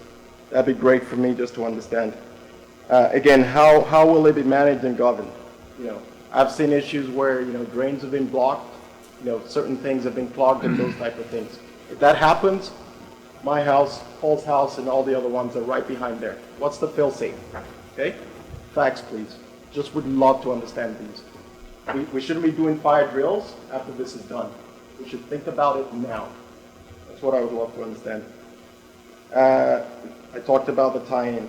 So that would be all in the stormwater. I think on landscaping, actually the last thing on stormwater is again the mosquito issue. Again, I live right behind there. You know, it's nice to say it's going to be on the side yard, and it's going to look all nice, but for me, it's right behind my house. I've got problems right now because it's unkept, and we have to spray literally every week to contain what's happening there. So now you're going to put a pond there that's going to take 48 hours to drain. Okay, I'd like to understand how that's going to change. On landscaping, what will be done to the trees behind, you know, kind of the whole property on the eastern side there? We talked about fencing. Just would like to understand what that looks like. I've already spent a lot of money to put up a wooden fence, and it's you know, it's horizontal, it's back on back. I spent that. I don't have a chain link fence, as people talked about, so you know, I've actually done some work for folks there. Is it going to integrate with what I have? I don't know. It'd be great to understand. I don't think that part of that property is being visited, because mine is probably the only one that has a fence right now. And that's because of the new property, and we spend the money to put that in, along with all the drainage that we've done. On traffic and safety, who will pay for all these upgrades? And who will maintain all the road upgrades as they go forward? We talked about, you know, kind of like all the signs, all the road speed radar warnings and those types of things. Who's going to maintain that? Where's the budget? You know, is this going to be tax dollars kind of come in later on as we do this? Understand safety is paramount, but we need to understand how that's going to be taken care of. And then lastly, on the development build out, what is the phasing? How long will construction go on? I think you said 3 to 4 years. Great. I'd like to understand that again. Behind all our properties, our backyard is there. We have to live through this. So I'd like to understand how that's phased. Is there a different section that will be built out first? Are there going to be model homes? What are we looking at? Okay? Not seen any of that. That'd be great to understand.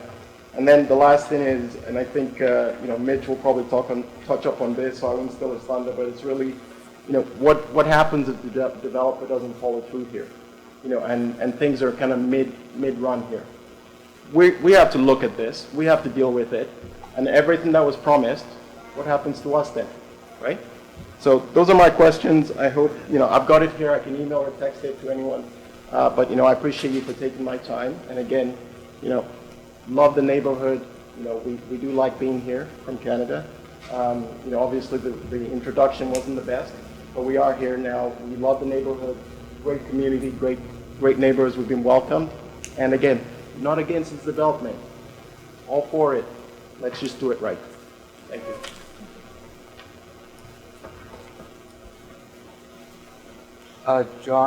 Jean-Louis Bory? Jean-Louis,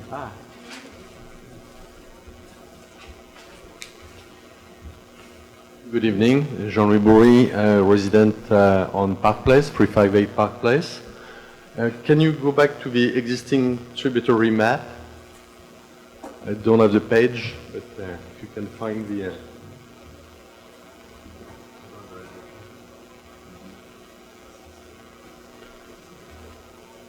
Yeah, thank you.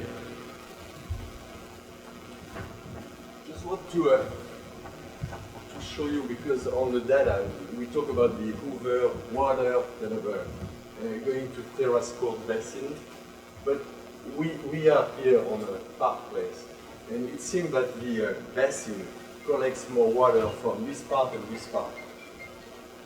So in your data, are you collecting also this overflow and this choking point where the waterstone will collect more and more water from not only the Hoover, but here and here? I have a neighbor, and you can, this past few days, this water was like coming as a kind of a deluge through all these gardens. So when you have these, it's not only this. Here on Park Place, we get more water than just the Hoover residual part. Okay. That was my question. Green Bay Road through Yeah. Linda Lane. Yeah, Linda Lane, because we here and it goes here. But this is a clear point, so the basin is coming like almost here. So you are collecting the flow and it goes to here, and I would say by all them as well. So everybody in this kind of in this neighborhood has to be concerned. So in terms of data, I think we could maybe look at the whole kind of water collection of all this neighborhood. Thank you. Thank you. Mike Rosenblatt? Mike Rosenblatt? Okay. Brian Brait? Yes. Well, it's hard to see that, Estes. There's so many things I don't know. I know. Brian Brandt, 414 Kelling Lane since April of 1975. And I had the pleasure of serving on this established commission more than a decade ago. I think it was, right, Dave? Lee? Probably that long ago. I'm going to bring up a topic that hasn't been brought up before, traffic, and it has nothing to do with road configuration or speed limit. It has to do with source data. And Mr. Worthman, I believe figure 5, I'll talk to the microphone, figure 5 was based upon 4 hours of observation at the intersection of Wesley and Green Bay. Would that be correct? The existing traffic bill? Figure 5. I'm sure you're more familiar with it than I am.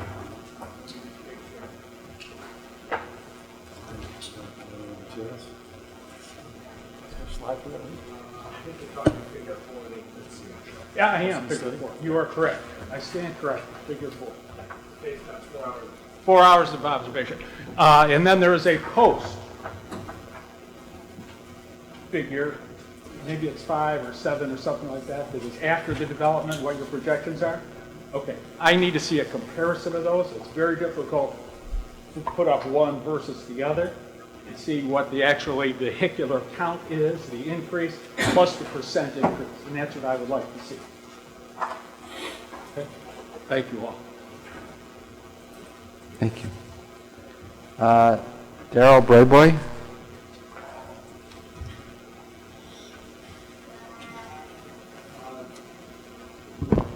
Good evening. Thank you for this opportunity to speak. I have a couple questions, though. I believe someone earlier was asking, where is the board at this stage? Meaning that I remember at the June meeting, there was scheduled 4 meetings. Are we still planning 2 more meetings, or are you thinking you're having enough information to go off of? I think the format, there's a decision on the preliminary plat at the Plan Commission, then a decision on the preliminary plat at the board level, then a decision on the final plat at the Plan Commission level, and then a decision of the final plat at the board level. That's the 4. We don't have a predetermined number of meetings here for the consideration of the preliminary plat. We're under, our code requires that we act expeditiously from the time that they apply. Chairman, would it be useful at this time to kind of explain the process in detail? Because I think there is kind of some whatever Phil is necessary to explain. Yeah. Go ahead. So with a subdivision, there are 2 steps, preliminary and final.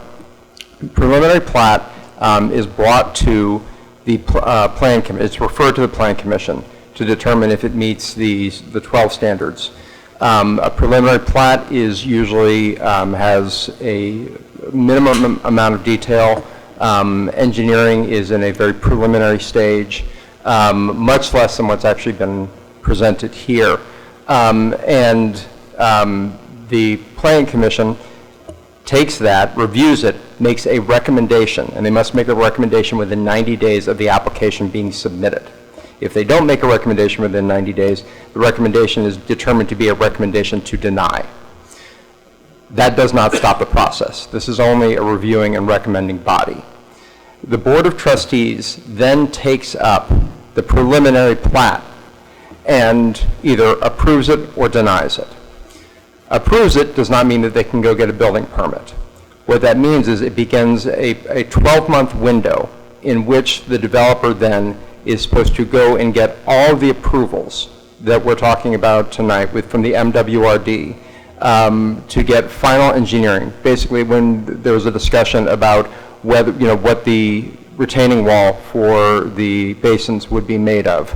All of those plans would be drawn up, finalized, and then incorporated into final engineering, which would be reviewed by the village's consultants, reviewed by the village's building department, and then brought with a final plat back to the Plan Commission, which would then review it. And what their standard of review at that point is, does it substantially conform with what we saw before with additional detail? They then the Plan Commission then makes a further recommendation whether to approve or deny.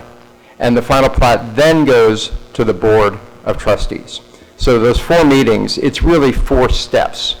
A reviewing body and then final legislative action by the Board of Trustees. And in between, months and months of staff review.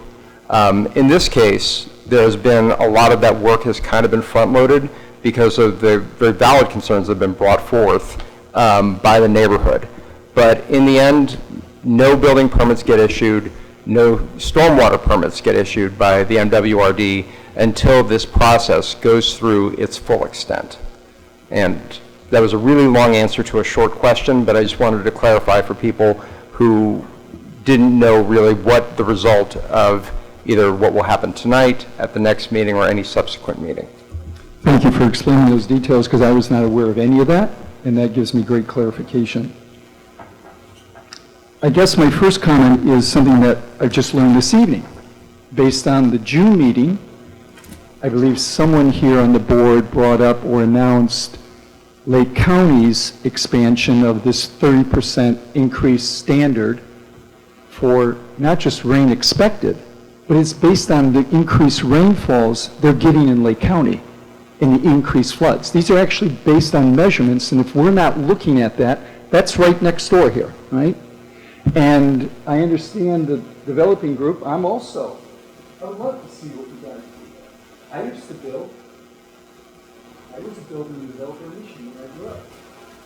So I don't think, speaking for many of the residents, I don't think there's many of us that are against this project.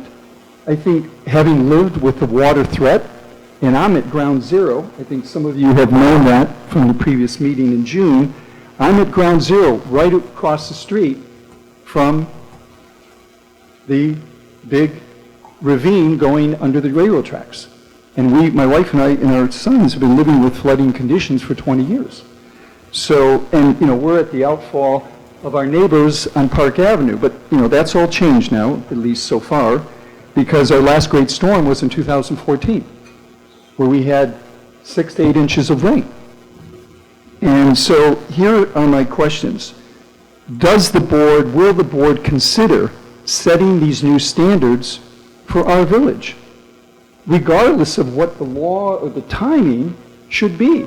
Because this is an active project that's going to impact our neighborhood if it's not done right.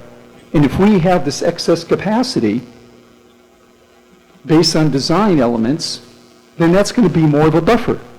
My late father-in-law, who was a master plumber from Ireland, whose name is on the footprint of most buildings in Chicago, said you can never predict water. You can never over-design for water. And I've lived it. So that's my first request to the board. Let us request these expanded new regulations. And as I told you in the June meeting, I am a research scientist. I'm in the field of integrative medicine. My practice is called the Center for Preventative Medicine. And what we're showing is that degenerative disease is preventable. You don't wait until you contract heart disease and diabetes to begin treating it. And a lot of it is all lifestyle induced. So translate that here. Let's design this in the most preventable way so that we're not taking on more burden of potential future water that we can't predict. So I'm going to give you an example. I believe it was 2008. Every January we have a thaw. So whatever snow that has accumulated on the ground, whatever frozen ground is impermeable to take on more water, and now you have a January thaw, and I don't know about the civil engineers where they're living out of, but we had a tremendous storm that flooded our basement. because the melting snows generated more water, the ground was frozen, and the rain that came in that January thaw period had nowhere to go. So are we building the civil engineering model for that? So let me just say that, of course, we're concerned about this, and we're going to try and have our consultant explain in a little bit more detail what some of these standards mean, how the stormwater management system is designed to deal with this. And respectfully, if I can just say, we've heard the concern, so you don't, the more you say it doesn't change the fact that we've heard the concern, so. But I'm just coming at it from a different angle of how I'm explaining what I have lived with and what I have really, in real time, have experienced, and I don't hear that in the civil engineering planning designs. The second point that I'd like to make, because I want to wrap this up, I know it's late for all of us, is when I keep hearing about the 13% and then the 40% up there on the split, well, living in the neighborhood, I see most of those properties up against the Hoover Estate take on the water into their backyards, but a lot of that water doesn't actively enter into the terrace course basin. They're flooding their backyards. It's not pouring out onto the streets or into any of the connecting present sewers. So how can you say that this excess design capacity, the people from ERA are sitting right there, so I'm interested to know, you say that there's 40% extra capacity designed into the terrace course basin. Based on what? The water's not coming into the basin. Well, it's just flooding backyards. Well, let's give them a chance to No, address I'm that. just wanting to state that question. Yeah. What else here? So, you know, I love all the soft architecture designs, beautification that they're planning to do the property, but as I keep hearing the notes of this meeting and the June meeting and the Take-Up Center meeting, it seems like all the stuff that's supposed to be covered by the Homeowners Association covenant, seems like that's going to be a huge nut for those homeowners to be paying into every month to cover all these projects and all the maintenance and the upkeep. The last thing is that southeast corner again, this retention, detention pond, however you're describing that, it seems like when that thing goes overflow, it's going into the Terrace Court Basin through the Park Place plumbing that we expanded in the original design. They talk about this pipe, this equalization pipe between the north and the south retention or detention ponds, but it seems like once that system gets overflowed and over-impacted, that excess flow is coming into Park Place on its way to the Terrace Court Basin, no? I've got that wrong in the design, I guess, to the engineer? Okay, thank you. Then I'm misunderstanding the science. My apologies for that. My last question is, in these detention, retention ponds in the middle of winter, when they're filled with snow and ice, are they still going to do their effective job based on design?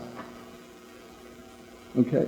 And this monitoring, controlling mechanism that's going to control the outflows based on what's coming in and how much the system is already overcharged is a gravitational system, it's a mechanical system? Gravity. Okay. Okay, well, that's all I had to say. Thank you for your time.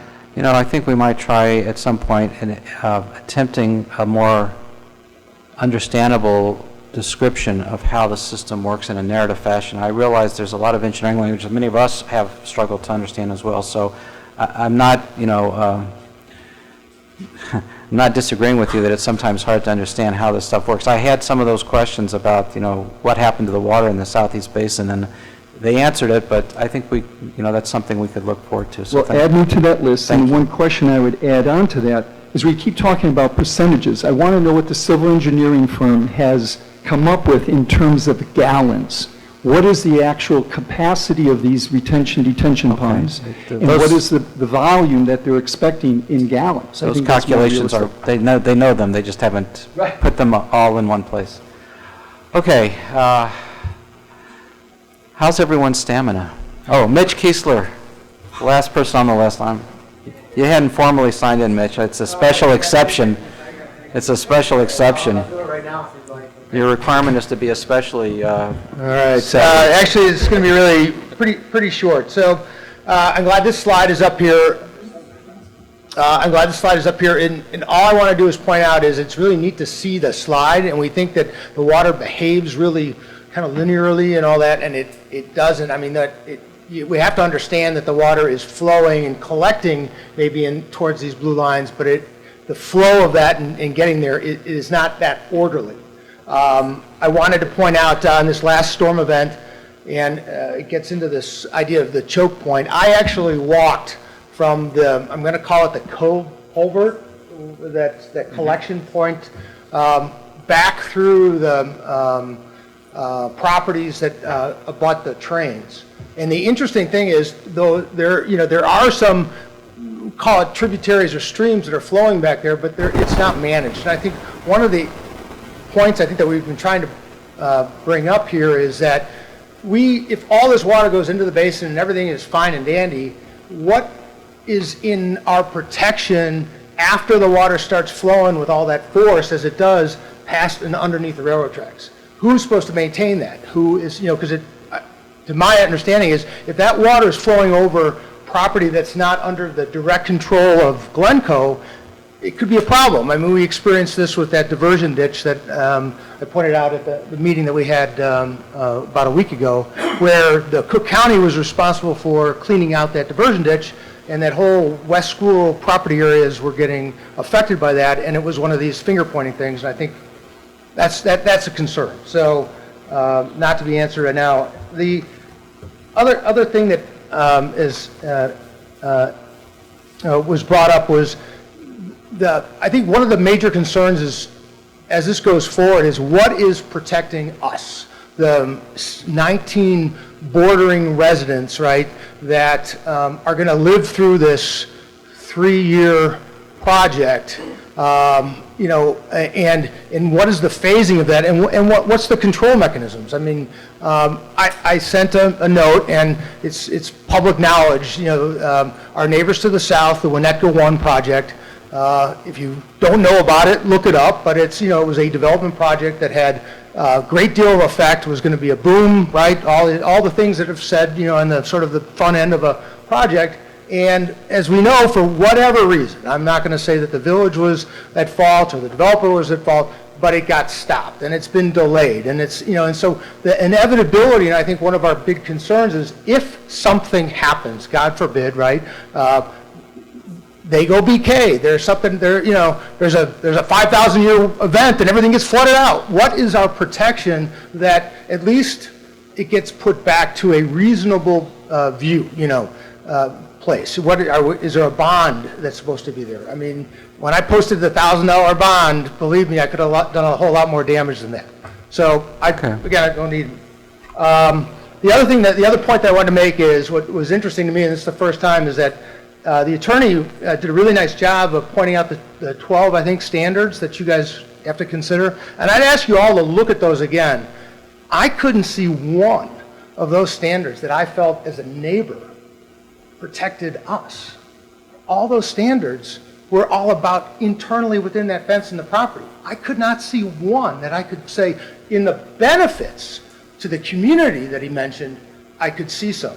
But in those 12 points, I did not see one that I could hold my hat, and any of the people in this room could hold their hat on that said, boy, you're looking out for us. It's imperative. It's in the statute. And that's how I'm just going to close. So I ask you to look at those. Look at the faces here, right, in this room, and understand, what's at stake. And so I thank you guys. I thank you for the extra effort, and we had some side conversations and stuff. And again, I think we're moving in the right direction. Thank you. You're welcome. Okay, so to me, the star of the show would be our consultant from ERA. I'm looking over at staff and everyone else to think if we have another 15 minutes for some conversation about stormwater management. I don't know, we're not going to get any further than that, but there have been so many questions raised about it. We have... Okay. You would do that? Yes, okay. Why don't you come introduce yourself? You didn't bring your slideshow, but... Thank you. I'm Marty Michaelisco. I'm a principal at Engineering Resource Associates. I did the 2014 study of this area and then the 2016 design of the storm sewer system. I've reviewed the preliminary work from the developer here. I have a background in doing a lot of stormwater reviews. Our our company actually wrote the WMO back, oh boy, maybe 10 years now. So we're very familiar with all aspects of this project and all aspects of the storm sewer system. So I'll be glad to summarize or answer questions. How about if I just ask some questions that can lead us maybe in this direction? So the water gathers up in the southeast basin, and let's say that we have a storm worse than a 100-year storm. What happens to the water that's in that basin? And the right answer here is wherever that overflow is pointed at. If the design, the final design, gets it to the north basin, they'll depress the berm. Actually, if you can go back to slide, was it 22 that showed the berm all the way around the...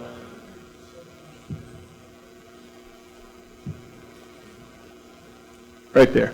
So essentially that red line is the berm they were talking about building around the property to keep the water on. Right. There will be one location that berm is depressed. It's lower than the rest. That's where the water will overflow.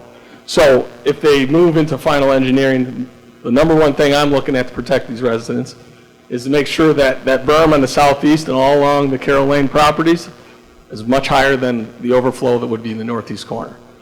That will direct any overflow. So when we're talking about, do we design for a 500-year storm? What happens if you have rainfall in a winter event? What happens if it clogs, if it fails? That's, wherever it's depressed, that's where it overflow. That's probably the most important part of this design, is that's where it's at, how low it's at compared to the rest of the berm, to ensure that those houses along Carroll are protected. So, okay, and the system that keeps the water in the basin when we have a lot of rain, a lot of water, and it moves north to that point, the depression you talked about, it's a gravity system. Is the maintenance of it minimal? Does it require a lot of maintenance to make sure that it keeps operational? Is there, people will ask about a fail-safe. Is it likely to fail? Is there something we have to be concerned about because so much is at stake about it? no, the gravity system is much better than a mechanical pumping system for sure, because usually those, you lose power when you need it the most. So a gravity system does need maintenance. I would say probably yearly cleaning out. Make sure, one thing on our end that we're going to review and really pay close attention to is that design of that structure. How big is the hole, or the restrictor hole? How big, if it's starting to get small because of the release rates they have to meet, there's ways you can design so they're less prone to clogging, less prone to failing. So those are the things that we will look at and we'll review pretty thoroughly, and I'm sure MWRD will be looking at those as well. Because those are the things that will cause the overflow to be enacted well before that it should. But again, if that overflow, the depressional area in the berm is pointed in the right direction, even if you have a failure, if it's through the forest preserve and away from those homes. Okay, so Mr. Chairman, just a comment to that. The equalizing pipe is going to be of a size that is not going to clog. It's not going to be prone to clog. The restrictor that Marty references, that's pretty typical to any detention system. Those require routine, regular maintenance, but not atypical to dozens of 100 properties here in town that have detention systems designed into their stormwater plan. Let me touch on. Thank you. Let me touch on the new regulations that might go into effect next January.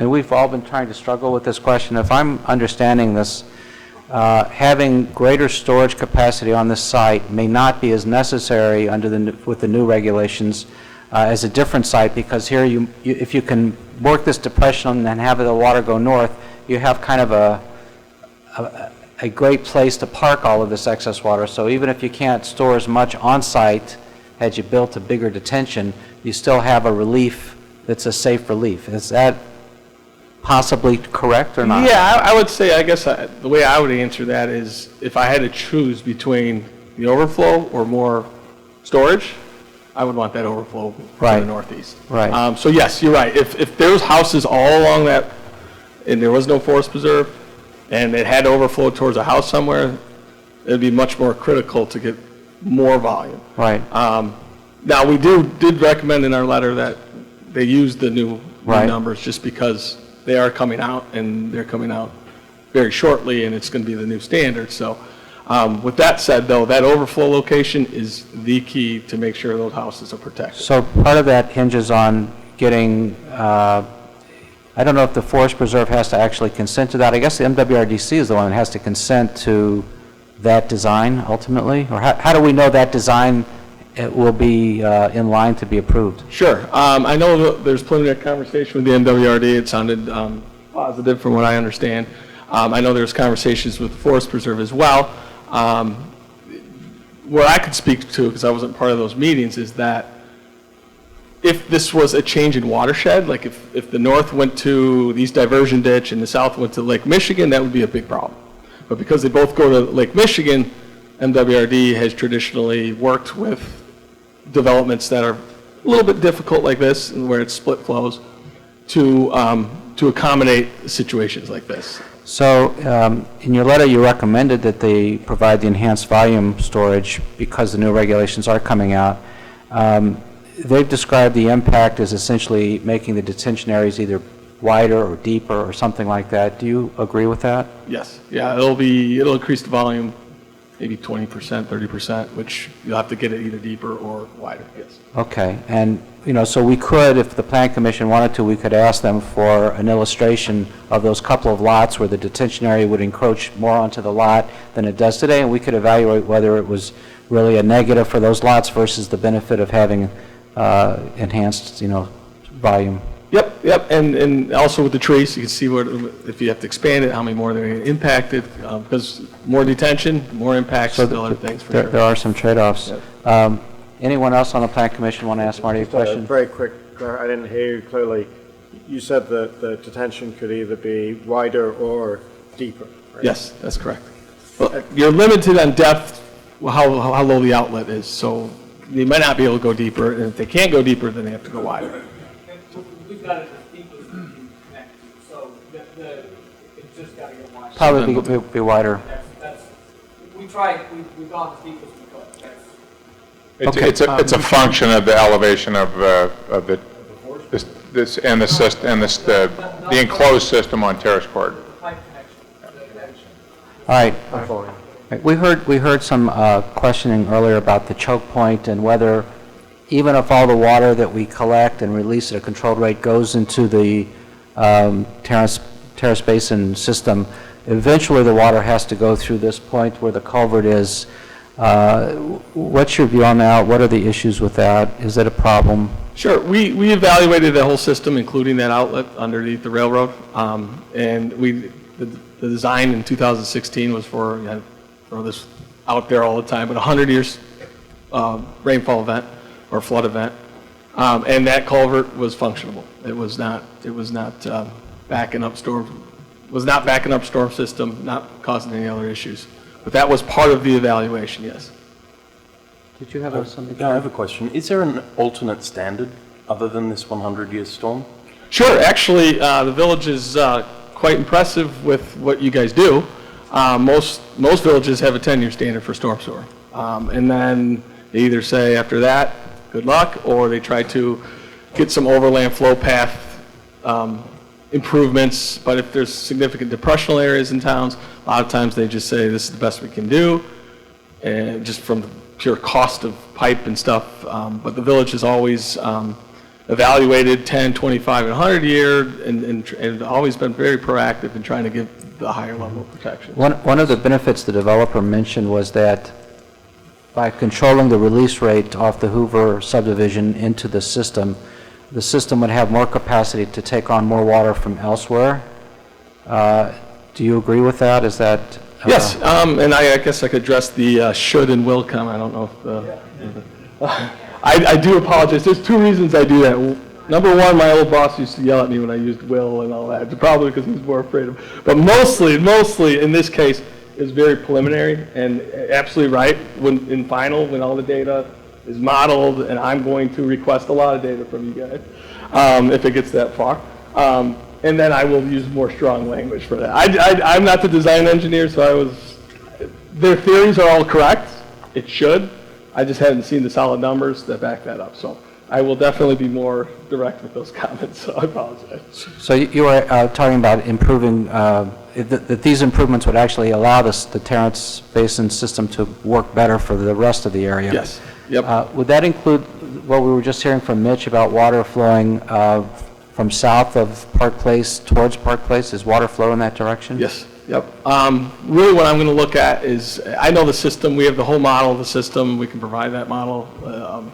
It's a proprietary program, so if you don't have it, you can't really pull it up. But it's all there. We'll have to hold you in a room. Yes, but any reduction from the southeast corner in flow that we have analyzed will just impact the system in a positive way. So if we reduce it by 5 CFS, that rest of the system has an extra 5 CFS it can take. And just to add to that, to clarify an earlier question, Mr. Bory, that entire area from Kelling Lane, from Green Bay Road east and from Takeif north, that's all part of the tributary area to that terrace basin. That was all factored into the 2014 design and the 2016 improvements. And so that's not a new area, a new concern of water. That's all presently tributary to that basin. Right. And then somebody else had a concern that the water doesn't even get into the storm sewer system, so how did we accurately model it? We actually were conservative, assuming that water that sits on the Carroll Lane properties, we assumed it got into the new system when we were sizing the new system as a conservative assumption, because if it doesn't, then we even have additional storage or capacity in that storm sewer system. So it was, some of those conservative assumptions were built in, assuming every drop of water was getting in the storm sewer, even though we know it likely wasn't because there's some storage in the backyards. Barbara? I want, back to the 100-year flood, I think for people who do flood, they feel like those events happen a lot more often than every 100 years. Can you relate that concept to the example that was given a couple of times about, okay, my ground is frozen, now there's a January thaw and rain, and that's not really a flood. How, can you put it in layman's language? Yeah, very much so. Well, I'll try at least. It's been a kind of a tricky in this whole industry about how to do that. But I think 100-year rain is probably, I think a resident actually said it really good. It's more of the 100-year runoff, not the 100-year rain. So what happens in the winter, and why you see a lot of flooding in the winter, is you maybe have a 25-year rain or a 10-year rain, but it is not absorbing, and that's where you get larger runoffs. So you get a 100-year runoff and a 10-year rain. And so when those winter storms are brutal, they're tough. And part of our discussion working with the village for a long time is why we went to a bigger storm event than pretty much every village or city I work with, is because of that. Is that, like, look, if we're designing for a 100-year rain under normal conditions, you're probably getting a 25, 50-year rain under frozen conditions. So we're trying to give a bigger, higher level of protection. So those numbers, yeah, they do increase in the winter. Those are the ones that keep me up at night sometimes, you know, when you have a design that you know, it hasn't rained a lot, so the perception is like, okay, this wasn't that bad of a rain, but all those frozen grounds, it doesn't infiltrate, it runs right off. So I don't know if I answered your question at all. Yes, I think you did. I think, anyone else on the Plan Commission? Yeah, Bruce, I have one question. One resident, Ms. Corn, had some concerns about hydrostatic pressure. Oh. Can you speak with that? Yeah, well, it sounded like more of a groundwater issue. So groundwater issues are quite different than flooding issues from perspective of surface flooding. Usually, if you can get rid of the water, and get it off the property instead of letting it sit, you actually have a better case to reduce that kind of pressure.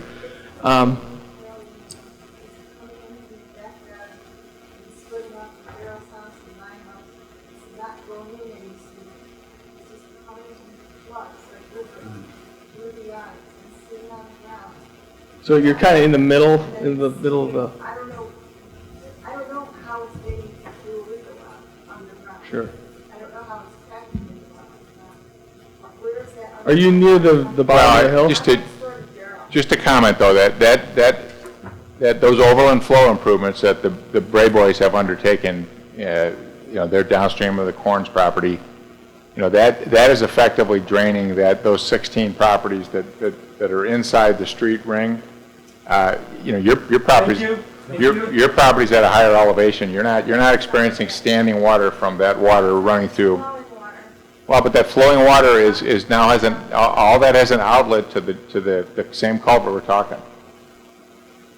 I mean, well, I'm not. I don't know the answer to that either. We can talk offline if we want to talk specifics on your property. Well, it's not related to surface runoff though.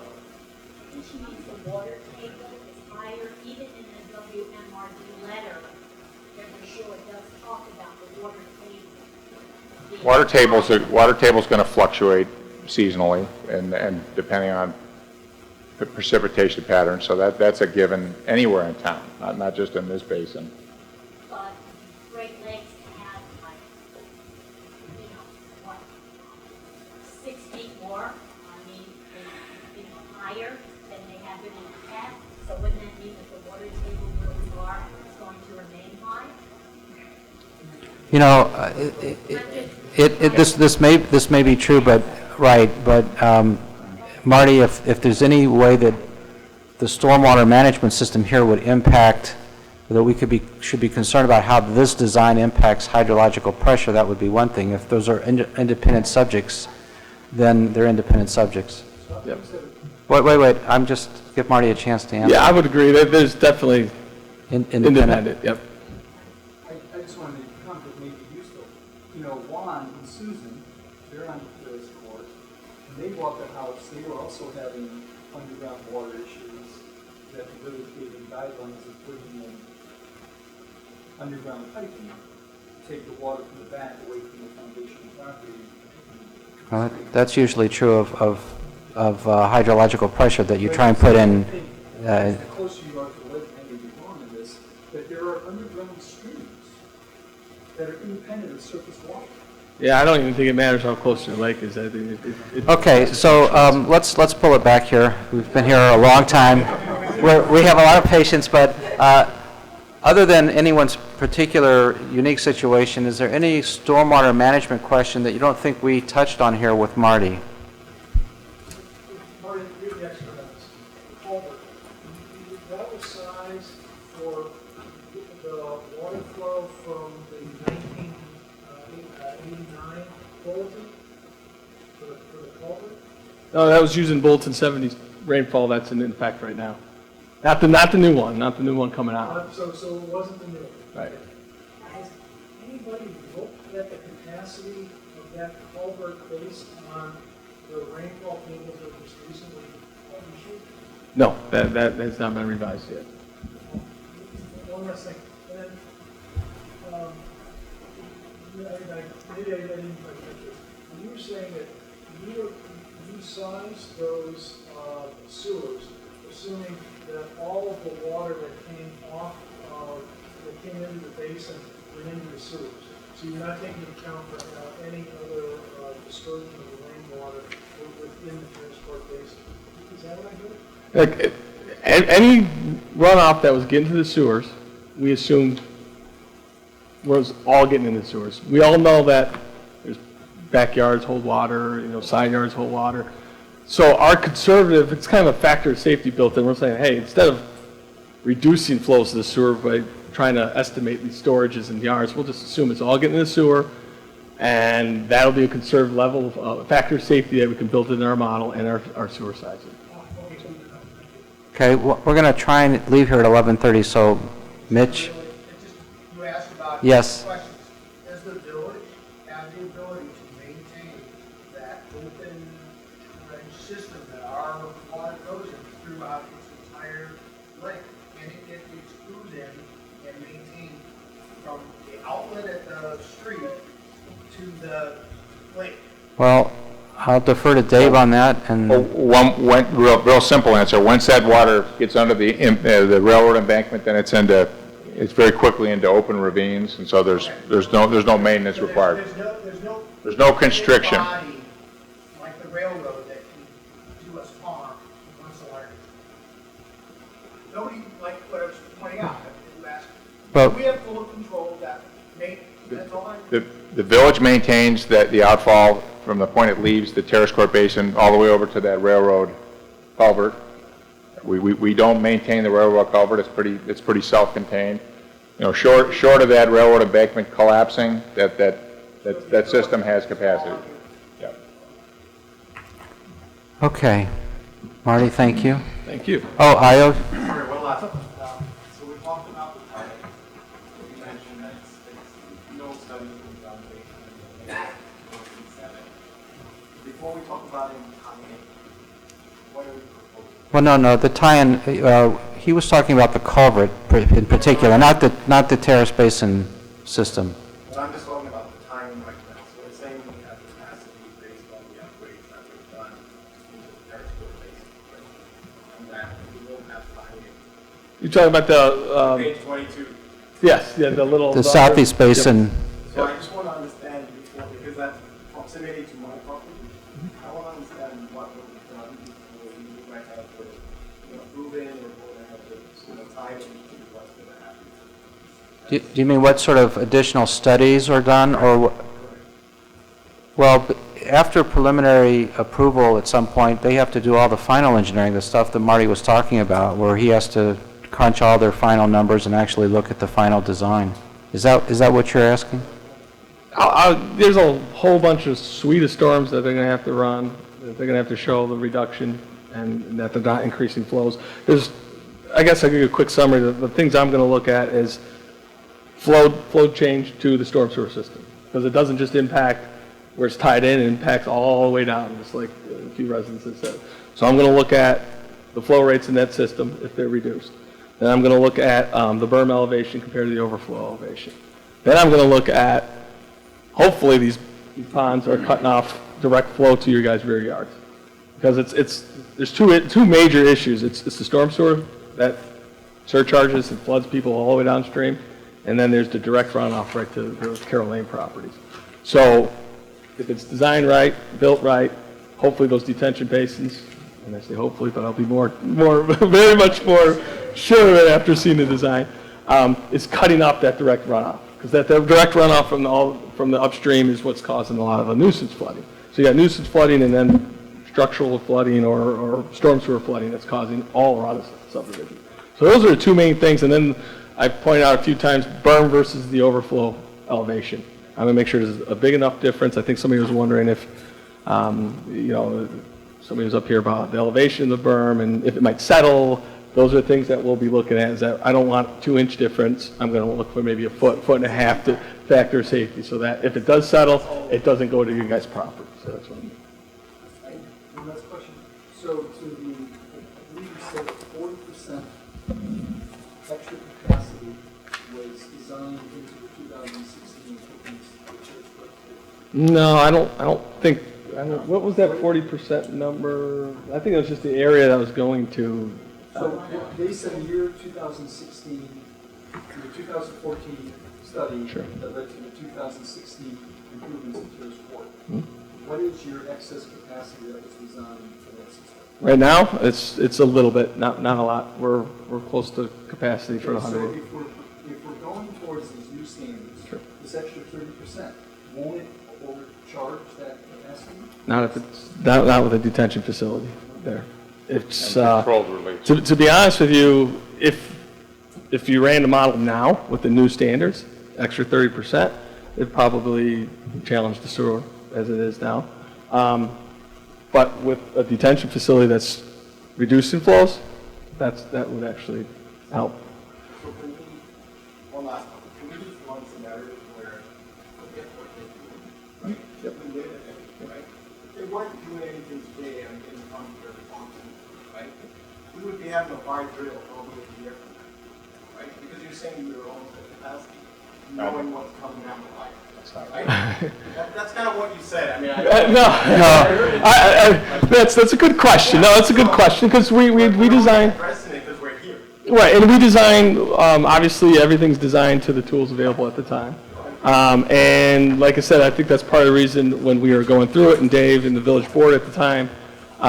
That's why they've chosen to go with this 100-year storm sewer capacity, which is Quite honestly, very few villages The do. reason I bring that up is I mentioned, how do we manage and operate these systems, right? If we weren't here today, the management that should have gone into this is basically what you're saying now, which is we're almost at capacity. So what kind of management plan do you have So we do- when they get there? we- to make sure we don't get into these steps? Well, that's why I was asking a question about the kind of maintenance that's needed for the system, and part of the materials that they've provided includes a maintenance plan for a lot of elements, and this will be one of the elements that we'll have a maintenance plan for, and that's how we do it. It's scary. Yeah. We need 7 months in this community to hear that. All right. Yeah, we need to clarify that, taking a lot of context, that the system is not at capacity. And that 100-year design, IO, that we designed into the terrace basin, we've employed that same design, which is a higher level than any community around here designs their stormwater to. That's been employed in 7 or 8 other major stormwater improvements in town. It's not unique to the terrace basin. So we need to rest assured on that concern. For a good comparison, the existing sewer before we did those improvements was probably like a 1 or 2 year. Yeah. So it was astronomically more conveyance capacity, and Okay. I think it's doing well. We're at 11:30, or we're actually a little bit more. Thank you. Does any of my team over here feel like they're compelled to say anything at this point, or do you think we can move to the next meeting? Okay. I think we're going to have to stop public comment because we're going to fall apart here. To the development team, I think that we have a much shorter list of questions that you'll be able to get back to us on. I don't think any of us can sit here and debate findings at this time of night, and I think staff can be at work on helping prepare proposed findings for us at the September meeting. When is the September meeting? I'm not understanding what you're saying, Mr. Chairman. Are you indicating that you want us to prepare findings both ways, either way? What would you like us to do? Well, I would like you, when we get the answers from the developer to the last set of questions that we're going to propound to them between now and the next meeting, and when they provide their responses to those questions, I think what we're looking for is your analysis of the extent to which the most recent set of plans plus whatever changes between now and then, how does staff view them in terms of satisfying the standards? Your recommendation on those issues? Is that? I still don't understand the nature of the questions that you're asking us to prepare to ask questions to have them answered. Well, okay. We have 2 reports from you right now. I guess what I would say is, what are we going to do with these questions that we have? What's the strategy for going forward? I think the issue is that there's a presumption that there's not a consensus to prepare findings at this point, and so if that is the consensus of the commission, then I think it would be appropriate to identify what remaining questions there are at the preliminary plat stage. In other words, if we were to apply the standards now, how would we view them? Do we have a consensus that the 12 standards are met? Do we need more information? Is the question. This is before the next meeting. Well, I mean, I guess we're taking our temperature now and saying we have these standards, we've had a presentation, we've had our own consultant explain and further clarify. At some point, we are going to have to take some action on the application. It's 11:35. I don't know how much more action we can take tonight. At the next meeting, I can say, be prepared to vote. I mean, my view is that we've had a lot of discussion, a lot of new information, a lot of new answers to a lot of questions, and a lot more questions. And I think that we would need to discuss it as a group before we're ready to move forward. That's my view. And with respect to being timely for the developers, I don't know where we're up to in the 90-day period that was aforementioned.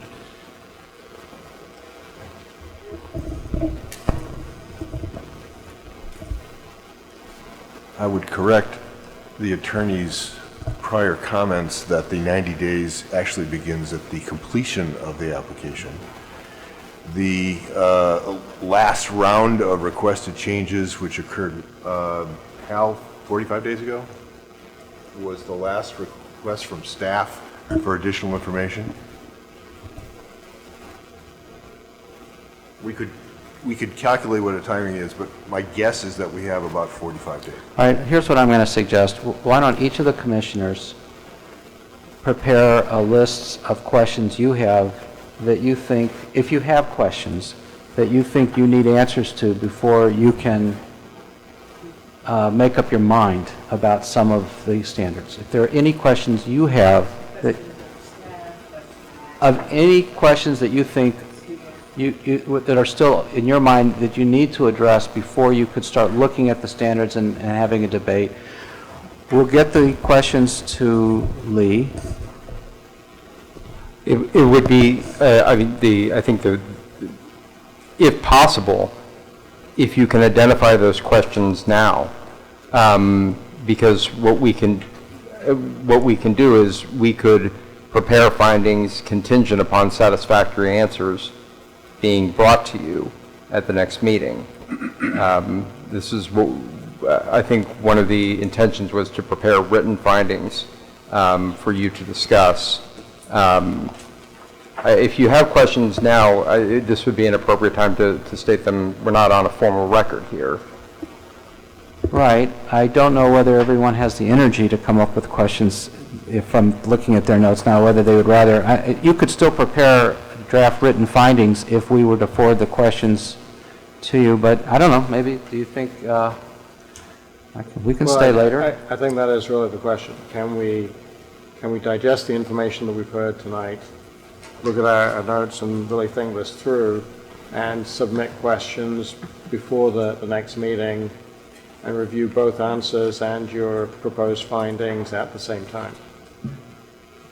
Is that correct process? And what if the questions were submitted very much in advance? Yeah. Yeah. I think we need them very much in advance, and I would suggest to you that if you could. A night or two of sleep and submit our questions so that the answers, I think it would be appropriate to be able to vote by the next meeting. I was going to say, I would suggest that if it's the disposition of the Plan Commission to consider questions that it has and share those back with us, given the fact that we have a holiday weekend coming up, schedules where some staff are going to be unavailable, as well as I'm not sure what the development team's availability is going to be.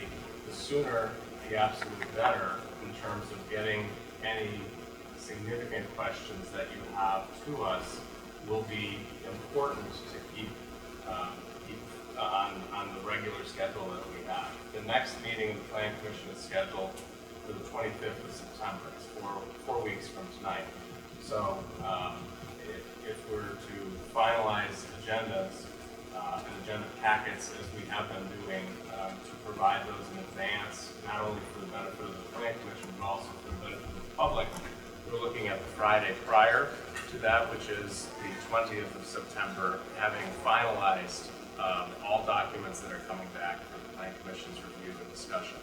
So if it's at all possible to get those questions by the end of this week, that would be helpful in terms of our ability to gather answers to those questions and at the same time begin to develop a document for your consideration, obviously with the ability to modify it from the floor next meeting, but at least a draft document of finding of fact for the Plan Commission to consider. I think we're all nodding our heads that we can get any I think that's reasonable, remaining because questions. we'll need information from other parties as well.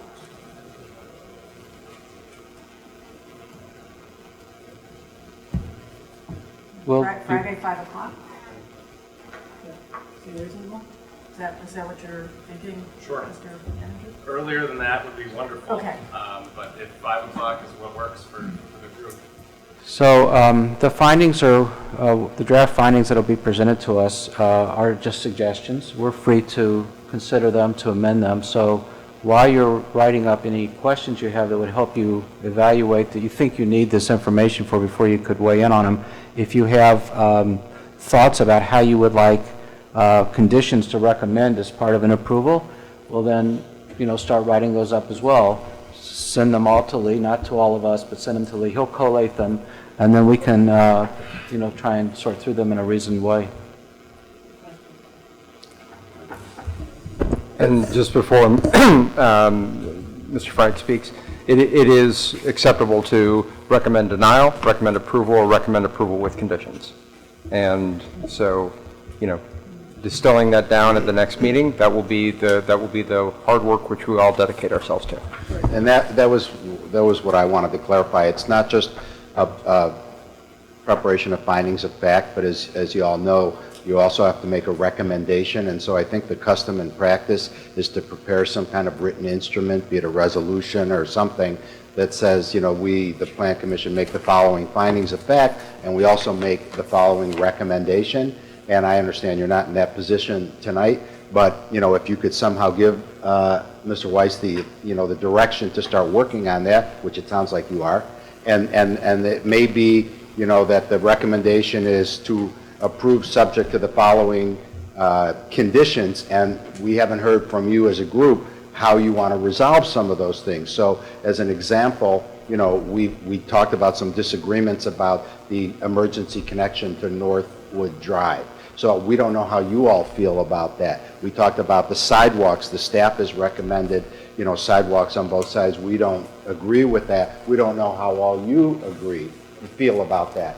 So it might be appropriate to have, a document prepared that has a recommendation that goes, A or B. And then you can decide that when you bring it all before you for a vote. Mr. Frank is familiar with what we refer to as the Choose Your Own Adventure resolution. Not to make light of it, but what we do want to do is present clear paths of decision for you, and not put the finger on the scale in one way or the other, but at the end of the night, you know what you're voting on, and the public understands what kind of action you've taken. I think that's a plan. Do we agree that's a plan, everyone? Yep. Thank you, everyone, for your patience, really. Thank you very much.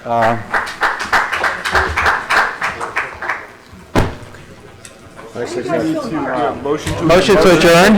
Yeah, motion. So moved. All in favor? Aye. Aye.